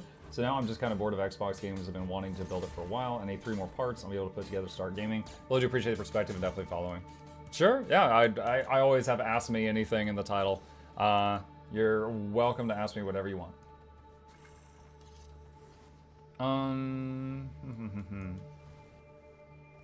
Let's see, Cygnus says, the biggest draw is the fully realized open world that's just better than any other MMO. The biggest difference is that Guild Wars 2 has had a level 80 cap for over a decade. It scales you down level if you go to lower level zones. It means that every map is still viable to play. That's not to say all content is good, so you can go any part. Yeah, that's true. That's one of the, that's a memory I hold very dear. Is the first time I was playing this game, Was in Queensdale, leveling a character. I was like level, let's say 15. And I get here, and a gigantic world boss spawn. Imagine you just come around a corner, and there's 100 people fighting Godzilla. And I'm like, what? And there's people that are level 15, and people that are level 80 fighting side by side, and they're both near equal in power. Because what the game does is, like, this level's 1 through 15. So anyone above level 15 gets squished down to a level 15 character. And there are world bosses that spawn in this zone. So even low-level players can fight alongside really high-level players, and they're both getting loot according to their level. And they're both able to contribute. And it makes for a really good system. Hey, everyone just got back to the Ors 2. Wanted to know what I should be getting back into things since I went on vacation mid-POF. Hey, Roswell. Honestly, I would suggest playing through the story if you're up for it. And that'll catch you up on a lot. There's Path of Fire, End of Dragons, and Soto. Now, Soto was a separate story. So, like, Path of Fire and End of Dragons were both part of the Dragon Cycle.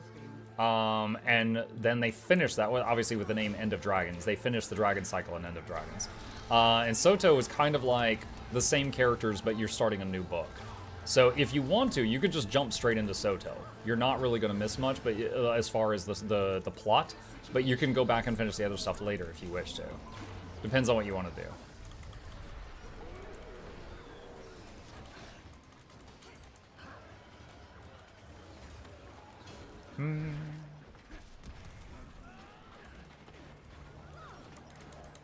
What sold me on Guild Wars 2 is trading and crafting. Solved best in MMO I ever saw.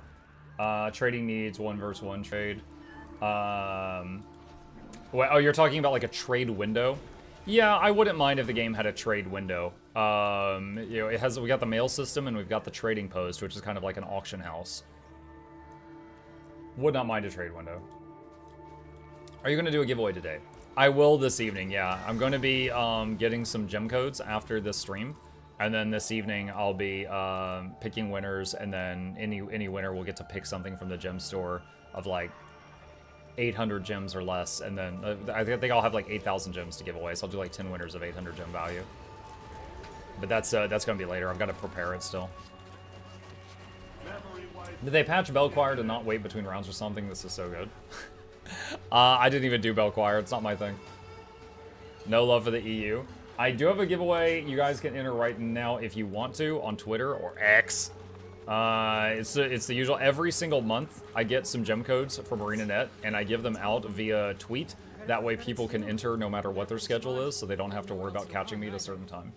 So that's a link to that 2,000 gems if you're interested. When are the expanded weapons coming out anyway? I think in like less than 3 months is when they come out.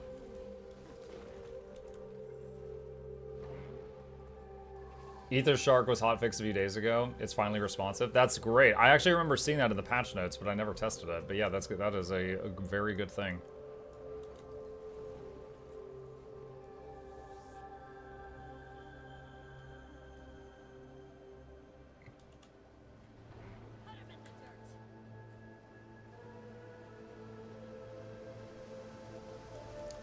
I don't have the Soto expansion yet. Can I even play that content? You would have to buy Soto to play Soto if you want to do that. How do you choose the winner for the Twitter giveaways? There is a... Give me a second. I'm looking through my bookmarks.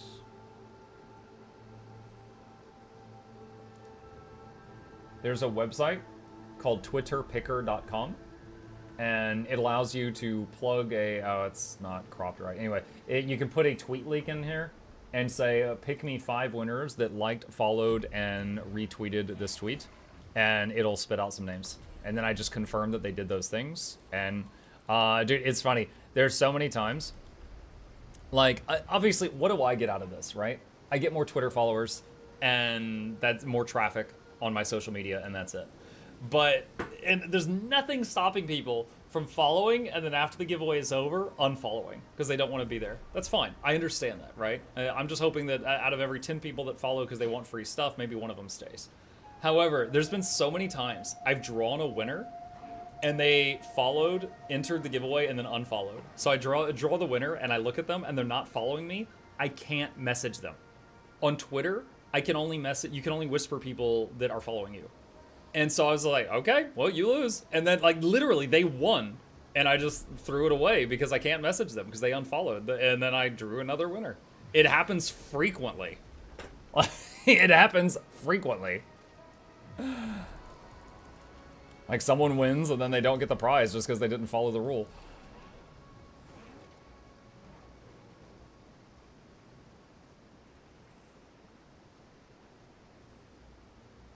Soto's worth it for the weapon mastery. Yeah, the weapon mastery thing is pretty awesome. Absolutely.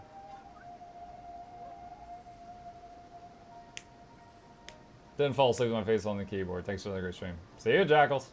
Enjoy your keyboard pillow. Got 2 minutes until this door opens.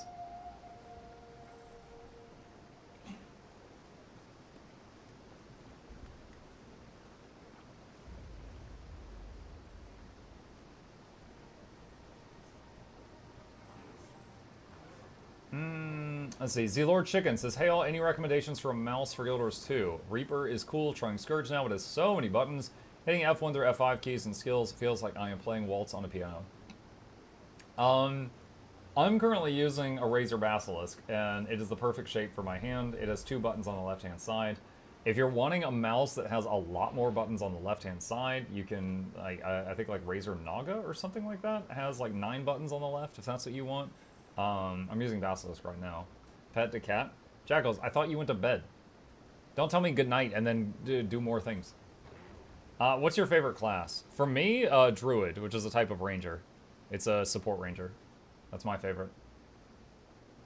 Got a new Steam Deck, now I can play this game anywhere. Nice. I know one of the developers of this game has a character level that he's gone 1 through 80 with on Steam Deck alone. He's been tweeting about his journey about it. Are you excited to use Mace with Warhorn instead of Axes? The idea of someone running into battle wielding a mace in one hand and a little doot-doot horn in the other is the stupidest sounding thing I can think of. But as far as the kit goes, yes, I'm looking forward to it because it'll make me a better healer in the game. But it's going to look dumb. Did you try Broken Staff Soul Beast build on PvP? I've seen videos of it, but no, I haven't tried it. Yeah, I take it. Do daily HT strike with random? I do daily strikes with randoms almost every day. I don't have a static group. I only pug. Sign up for my only pugs.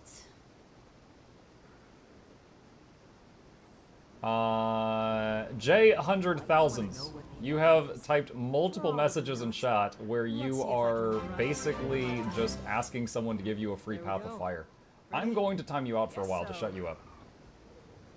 Astu says, do you know the game Against the Storm?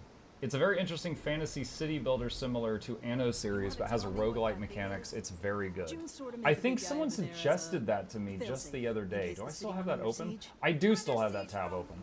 Someone suggested this to me yesterday. And yeah, it does look pretty good. I would like to try this game. It looks neat. It's like a roguelite city. And I assume that means that if your city gets destroyed, you have to start over or something? It's Frostpunk-like. Well, Frostpunk wasn't roguelike. You could save the game and just reload before you died if you died. Hi, everyone. Wishing you a nice stream. Hi, Gilda. How you doing?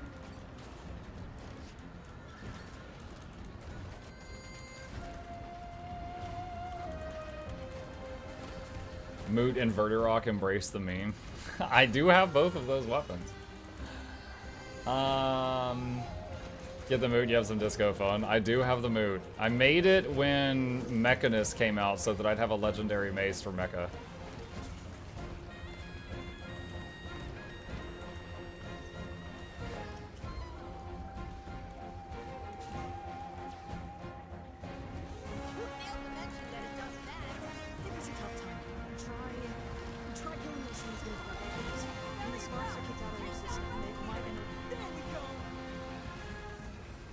You build city, make a quota, build another city, repeat.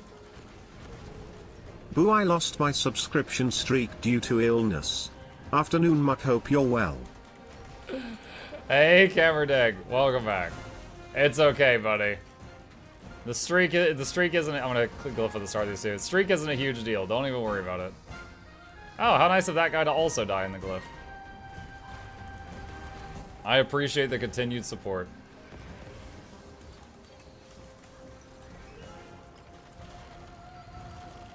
Good morning, Buck People's the stream. Hi, Smashy. It's talking about roguelike city builder. What does that remind me of? The Last Spell. That reminds me a little bit of The Last Spell, just in terms of description.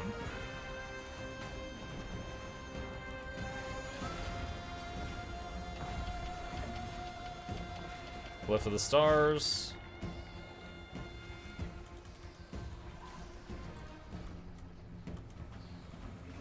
During gameplay, you have to choose between blueprints and buildings, so you have to adopt the strategy of your luck and the resources of your map. Did you recover from last night's mutiny? Bro, I overslept. So we stayed up way later last night because chat was getting really into it. I didn't want it to end. I ended up streaming till 1 a.m. And then at the, this morning, I usually set my alarm for 9 a.m. because I end the stream at midnight. And then I start the morning stream at 10 a.m. And this morning I woke up at, oh man, both of these two. This morning I woke up at, what was it, 9:50, 10 minutes before the stream is supposed to start. And I woke up because I had to go to the bathroom. And I look at the clock and I was like, what? And I realized that in my sleep, I had turned off all my alarms. I was like, God dang it. So, yeah, stayed up way too late.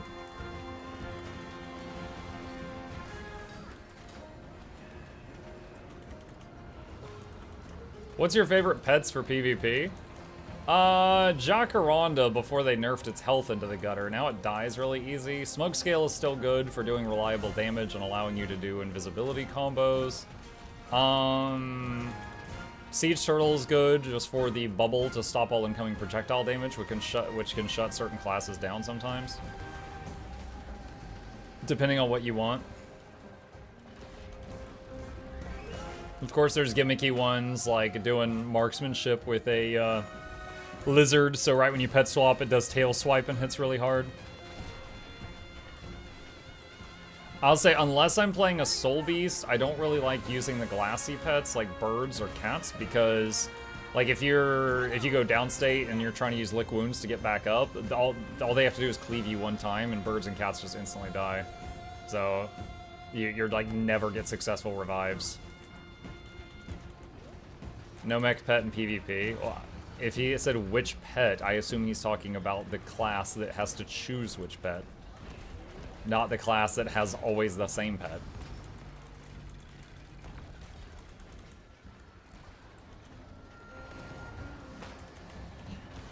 Against the Storm is a bit more puzzle, like the City Builder has a fair bit of micromanagement that isn't obvious at first. You have to look for what mysteries, map modifiers are in each settlement, and play around with those. But it's a really good game once you realize that you have to build your settlement based around the pieces given, instead of always trying for similar strategies. Sparks. What do you think they are? That can be frustrating after a time. Like, for example, if you're playing Cult of the Lamb and you like playing with the sword, but you only get the sword in 1 run out of 3, your enjoyment can actually diminish from that. It's like, oh, you're gonna use the axe. I don't want to use the axe. Well, we'll tackle that when the time comes. Sounds like you got a lot of work to do. But we'll see how it goes. I would like to try it. I've watched the trailer for it. It does look interesting. I am intrigued. I would like to check it out. I guess I jumped the gun on my last introduction. Yeah. I feel like it's like a puzzle, the resource or buildings you want. Give me a ring if you need a hand. Yours is more customizable for the map. You know, there was another. Hang on, let me mute this for a second. There was another game I played. It was called Rat something. Hang on. Ratropolis. I played Ratropolis. That was it's obviously different, but it's a game that's kind of a city builder, but it's also a roguelike. Like if you it's a 2D game, and you get these cards, and you can like redraw your hand and change what you're doing, but you basically build a 2D city, and then stuff attacks you from the left or the right. So you have to split your defenses between the two sides. And you're based on what comes, how you respond to it, what cards you draw, how you built your city, stuff like that. You know, it would determine success. Do you recommend Ratropolis?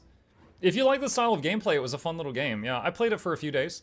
They've added, at the time I played it, it had just come out, so there wasn't a lot of content. There's a lot. Look, there's a card called Breed. Just make more citizens. There was not a lot of. Not as much content. Oh god, there's over 500 cards now. when I played it, there was not as much content. Now there's a lot more. Like, this is a boss I never even got to, this big thing. Whatever these barrels are with guns. But yeah, it's basically the rats, like, fighting just overwhelming stuff. The heroes were really cool. Like, the knight, or the master builder, or the alchemist, stuff like that. Like, each of them gave different bonuses to your town. But yeah, it was a cute, fun little game. How much is this one? What is this? It's $17.99 USD. Mostly positive, too. Looks like it's doing well. I might have to check it out again at some point.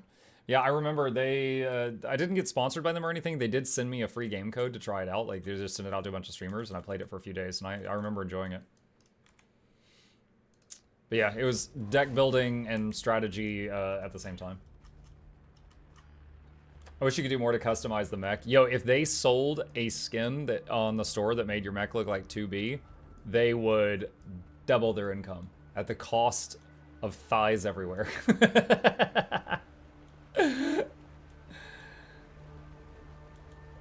There's a lot of options. You can definitely choose different paths, but I've seen people go into Against the Storm and expect a more traditional city builder and not realize that only certain things give victory points and that they have to pay attention to things like forest mysteries, morale, and impatience.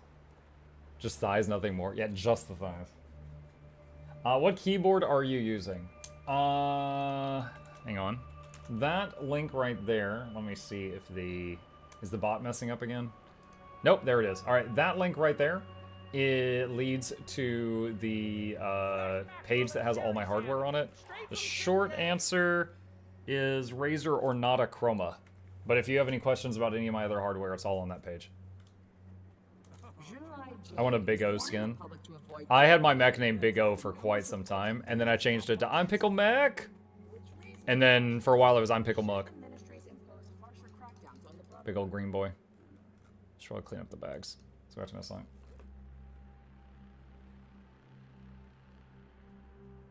The most praise a sponsored game can get us to keep playing it after the sponsoring over. Yeah. Dude, that was how it happened with me in Stranded Alien Dawn. Stranded Alien Dawn sponsored me to play their game for 2 hours. But it was freaking laced with something. 264 hours played. That game got the hooks in me bad. Riftbreaker, if I recall. I think I might have played Riftbreaker. Wait, this is the wrong stash. I might have played Riftbreaker on my own before getting sponsored. I don't recall. But I do remember they sponsored me to play their expansion content when it came out. And that was a win-win, because I got paid for doing something that I wanted to do anyway. That was a win, freaking win. Your inventory gives me heart palpitations. You should see a doctor about that. Here, hold on. There, is that better? Question. What do you like about Stranded over RimWorld? I remember you didn't like RimWorld, so I just wanted your thoughts. I will say, I played like 4 or 5 hours of RimWorld. So it was, I didn't, get to the end game, and I'll say that up front. I played Stranded first, then I went to RimWorld, and I felt like almost none of my knowledge carried over. Like, although it's the same type of game or same genre, it just plays very differently. And maybe if I had gotten into RimWorld in the past, I would have gotten into it. But after playing Stranded, when I played RimWorld, it just made me want to go back to Stranded.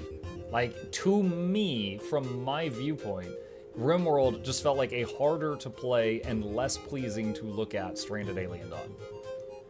That's just how it was for me. Alright, let's clean some of this up. Valheim for me over 3,000 hours. Wow. That is a lot.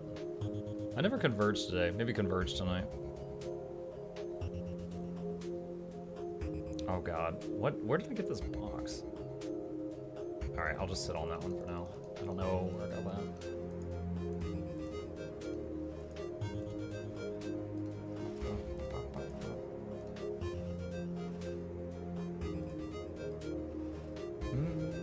I'm so addicted to Valheim. I have played quite a bit of Valheim. I cleared the game when there were 5 bosses. I have not cleared it since, what was it, Mistlands came out? I have not cleared Mistlands.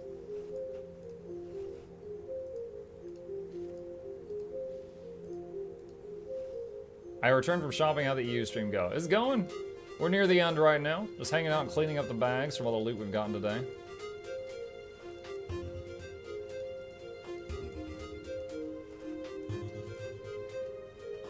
Oh, that's the one I'm waiting on.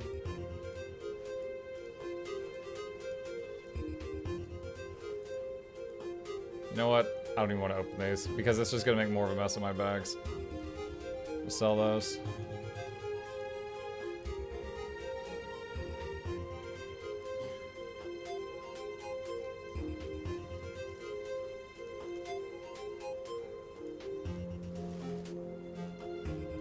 Like, are you planning to play any other games on Mutiny Monday besides Riftbreaker? Last few weeks, I was playing Riftbreaker and Dead Cells. Like, half and half. However, last night, I admit, we got just so into Riftbreaker, and like, chat was really into it the last 2 hours, that I just stayed on there the whole night. Am I up for possibly trying other games? Yeah, absolutely. I've been branching out a lot. It just depends on if something catches my eye. The whole thing with Mutiny Monday is, can I play this game while chat with integration is messing with the game? If we can find more things that meet that qualification that I have fun with, then yeah, I'd consider it. I just finished CM and Daily Fractals with Noxxi and Lord Heisman. Was fun. Wow, I'm so glad they invited me. Rude. I think it's just because it's a novel thing of the roguelike features, because a lot of the City Builder fans hadn't enjoyed roguelike games before. I think Muck would be fine and enjoy it because it's primarily a roguelike for a city builder, at least a traditional sense. I guess this one does a good job of reminding you that you're on the edge of civilization and resources are very limited, unlike those other types of games. Warhammer game Vermintide? Yeah, Vermintide's a lot of fun. I mean, that would definitely qualify as Mutiny. It would. I think we always played Vermintide on Fridays because of Loranity's schedule. I don't remember exactly what her schedule is, but I remember that we had to deal with that. Let's see. Blech. Okay, hang on.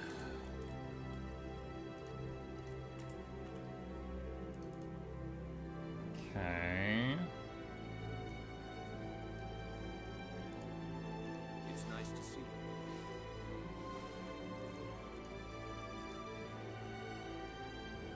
you. You've got mail. And she's still late to the party. I want to start rating. Can you give a rank hardest to lowest wing?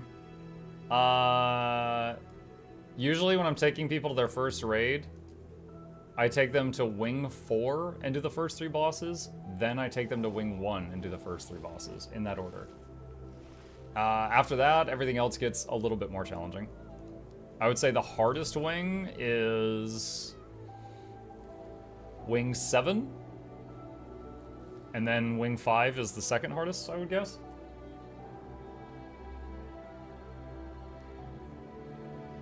What is this? Toy stuffed bear.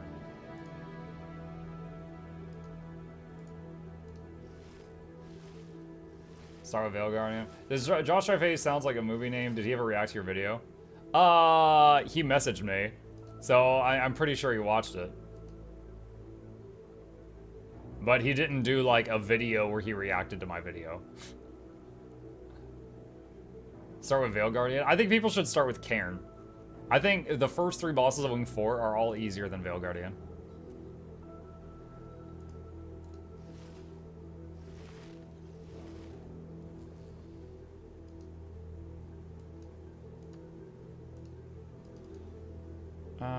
Let's see.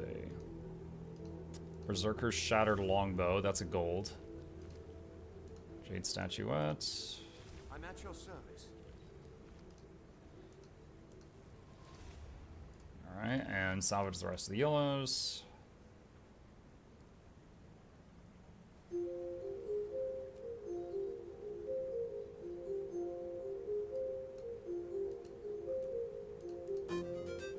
Okay. Alright, need to craft some of those Cryptus things to get these out of my bag. What is it that does that? Is it Huntsman? Cryptus.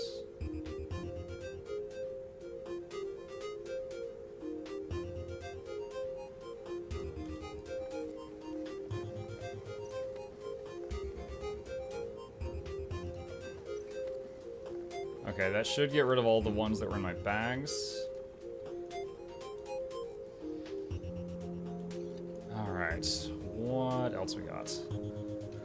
Any of the weapon crafters make essences? I had been going to Lear to get them made for a long time, and then one day I did that on stream, and people just started screaming at me. Because apparently he charges more than what the crafting station charges you, and I had no idea. I was getting Lear to make all of them.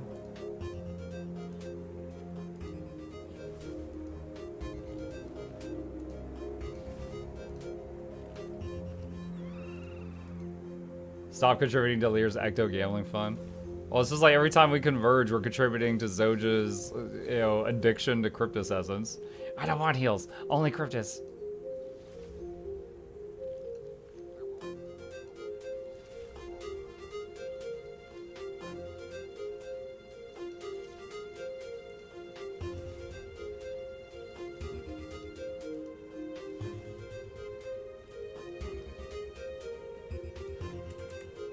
4K to pick up. Oh, I guess I should do that. I left it in there until I recorded that that gold video recently. I just wanted to make sure that it showed in the video, like how much you can get from liquidating volatile magic. Just so to, you know, really hopefully make sure that people did believe me. And still some people didn't, which was weird, but whatever. Every time you do orphan farm, you're smuggling weapons to children. No one's gonna make them an orphan twice, that's for sure. Now they can defend themselves.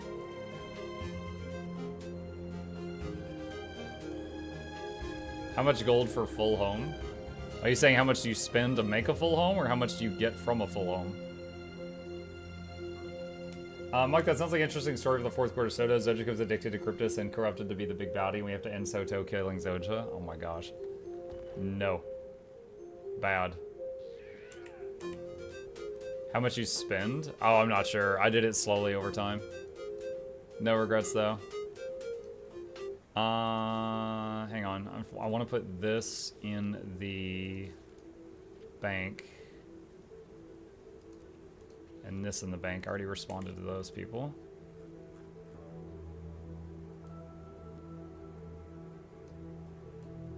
Click this very carefully so it doesn't bind to me. That thing's 2,000 gold as long as I don't double click on it.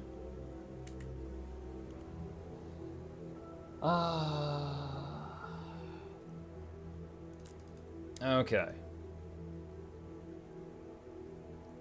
It's just weapon skins, not actual weapons. The gift wrap stuff for the kids? Yeah, it's like foam swords and stuff. It's fine. If they stab each other, it'll be a valuable lesson.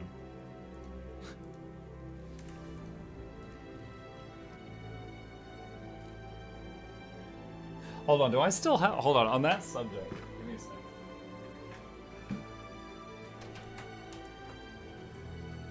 Still have... Yeah, I do. Oh, awesome. Alright. Talking about giving kids weapons they shouldn't have.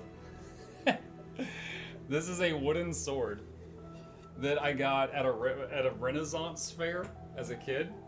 I was like, whoa, that's cool, Dad, can I have one? He's like, yeah, okay. And so I've got this wooden sword. My cousins and I bruised each other many times with this thing.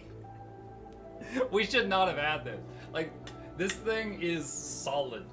This thing is very solid. And they even put like studs in the hilt, so if you hilt bash someone, it's especially painful. Yeah, I had no business having this as a child. I've got an axe, like a wooden axe also, from the same fair, like different year. I don't know where it is though. We had the same childhood. Yeah.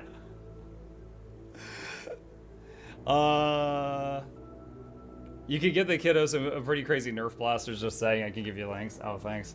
My brother and I gave each other so many bruises. Yeah. For the kid, yeah. Oh, wow.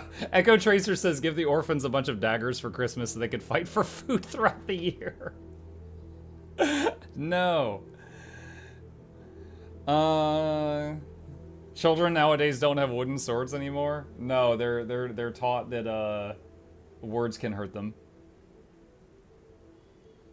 Instead of beating children, just give them wooden swords. They do the job for you. Jesus.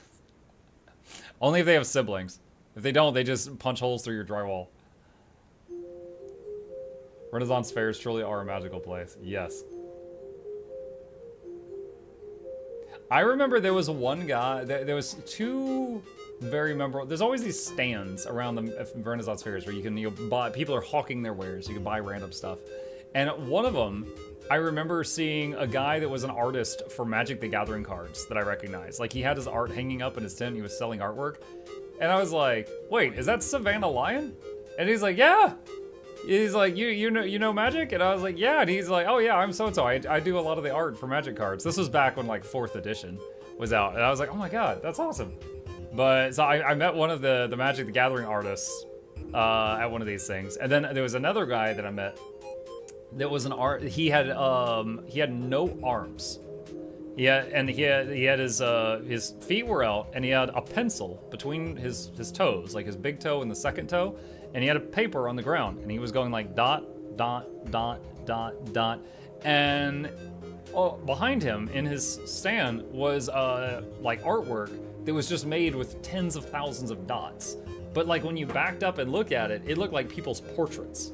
It was insane. It was one of the most amazing things I'd ever seen when it came to like artwork done by someone that doesn't have arms. And that was something I remembered a lot too.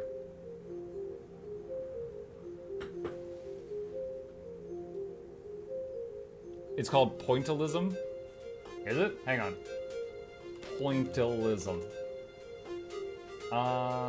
Practice of applying small strokes or dots to a surface so that from a distance they visually blend together. No, he was just doing it with pencil dots. So, like, if I search pointillism, all these come up. This is the closest example to what he was doing, but it looked like, you know, full portraits of people, but it was just made with, like, thousands of dots. This panda is another similar example. His was just, like, pencil. But it was cool, and I remember it, even decades later. Daniel Gellin is the MTG artist. If that was the guy that did the Savannah Lion, that might have been who I saw. It's the same thing. Oh, okay, well that's what I saw. Why did you have 4K gold in the post? So, a little while back, I did a thing where I took 1,000,000 volatile magic. And if you combine 1,000,000 volatile magic with 4,000 gold, you get 8,000 gold worth of materials. So if you sell them all, basically what you've done is you've turned 1,000,000 volatile into 4,000 gold. Recently, I turned 1,000,000 volatile into the 8,000 gold worth of materials. I gave away all of them I could during a big stream recently. And it ended up being I gave away like 4,000 gold worth of trade goods. And then the other 4,000 I sold, and I was backed up to the amount of money I started with, which was about 8,000 gold. So I basically went from 8,000 gold up to 12,000 and back down to 8,000 from selling that. Dragon Hunter is broken. I just tried it in PvP and ran around the whole match one-shotting everyone. Yeah. It's a one-trick pony, but it's a very powerful one-trick. You can do pointillism with a giant robot on your wall too. Stuff made here did a hilarious video on this. Yeah, for me as a kid seeing that, you know, from the guy that was doing it with his feet, that was my first time ever seeing it. It was insane. It was really cool. Alan says I'm enjoying DH Hammer until they nerf it. Oh man, one of the things that's really messed me up in PvP lately is like a Willbender ports on you because they can just teleport on top of you from really far away. And then they use Hammer and then put you in the baby gate thing. And then anyone else there can kill you because you're trapped. So if it's like the Hammer Willbender, they just enable anyone else on their team to get a kill. Hate those things.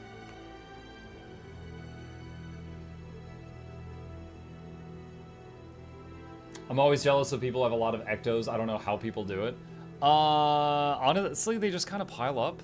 Like if hold on, I'm gonna use the Blish HUD item search Ecto. It's like, I've got 2,500 in mat storage and then all of these on my other characters. Like, as long as you keep looting and salvaging things, you keep making Ectos. They literally just keep piling up over time. But it's essentially just if you're good about salvaging stuff, like anytime you have level 80 yellow items, you use a yellow salvage kit to salvage them, the ectos will keep piling up.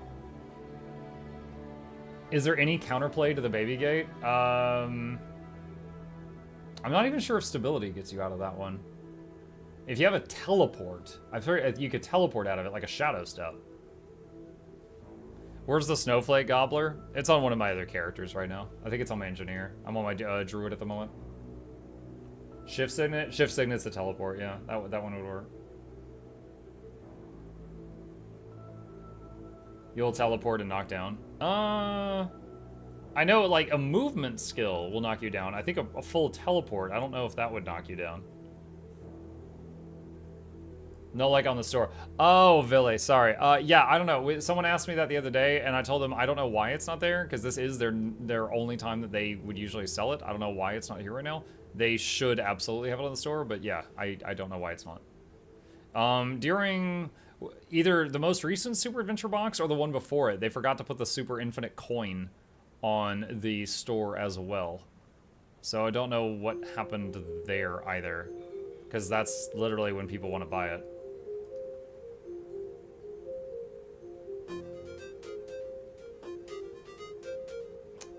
Two people in chat just said the Snowflake Gobbler is on the store now, but you can't search for it. You have to scroll down and find it. Okay. Why do you have so much Essence of Luck?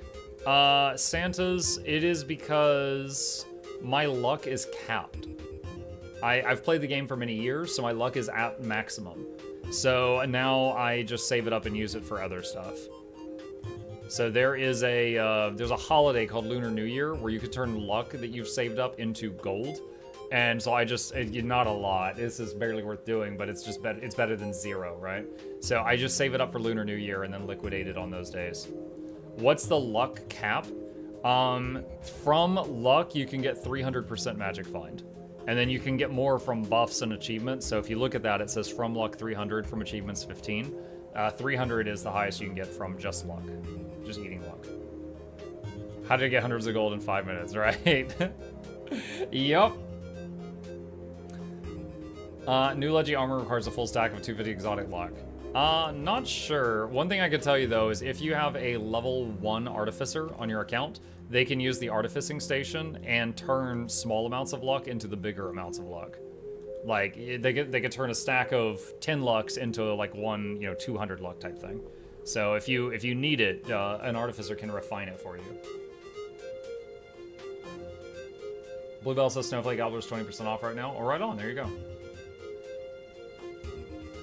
Guild Wars 2 is very much a rich get richer economy. At a certain point, you stop needing a lot of the stuff the game gives you yourself, so you can start selling it, stockpile, etc. I mean, I think that's kind of true for any game. Well, like once you've bought everything that you need and you're not spending money as much, it just kind of starts to build up, right? But you're not wrong. I don't disagree with what you said.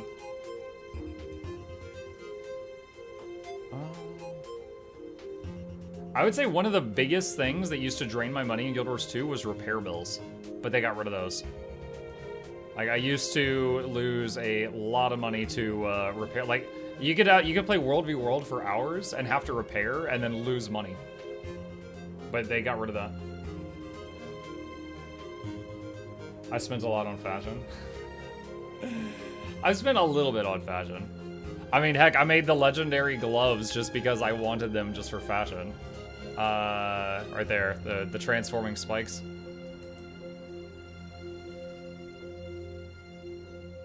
Guild Wars 2 throws a lot of materials at you, that's why. Yeah, the Guild Wars 2 very much likes the bags within bags within bags within bags type thing. Yep. It's all about the drip.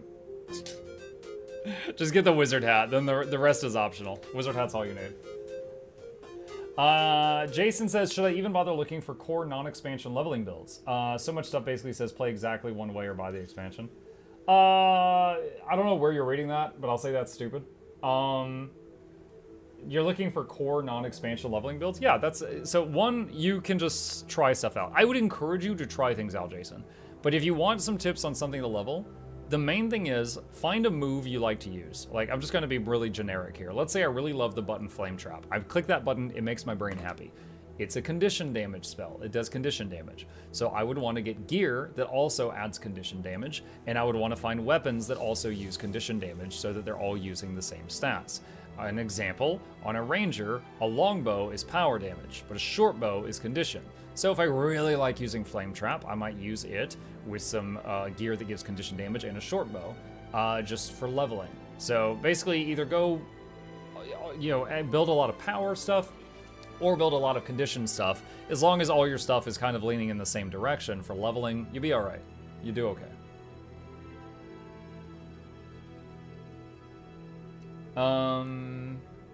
Muck isn't getting notably more luck or ecto than anybody doing roughly the same activity, but unlike many other players, he doesn't need much of what he's getting himself. True. I actually cannot remember, other than when I started crafting legis, I can't really remember a time when I needed ectos for much of anything. I know they're used in thousands of recipes, but I don't think I really ever used my ectos up until I was like making the gifts and stuff for legis myself.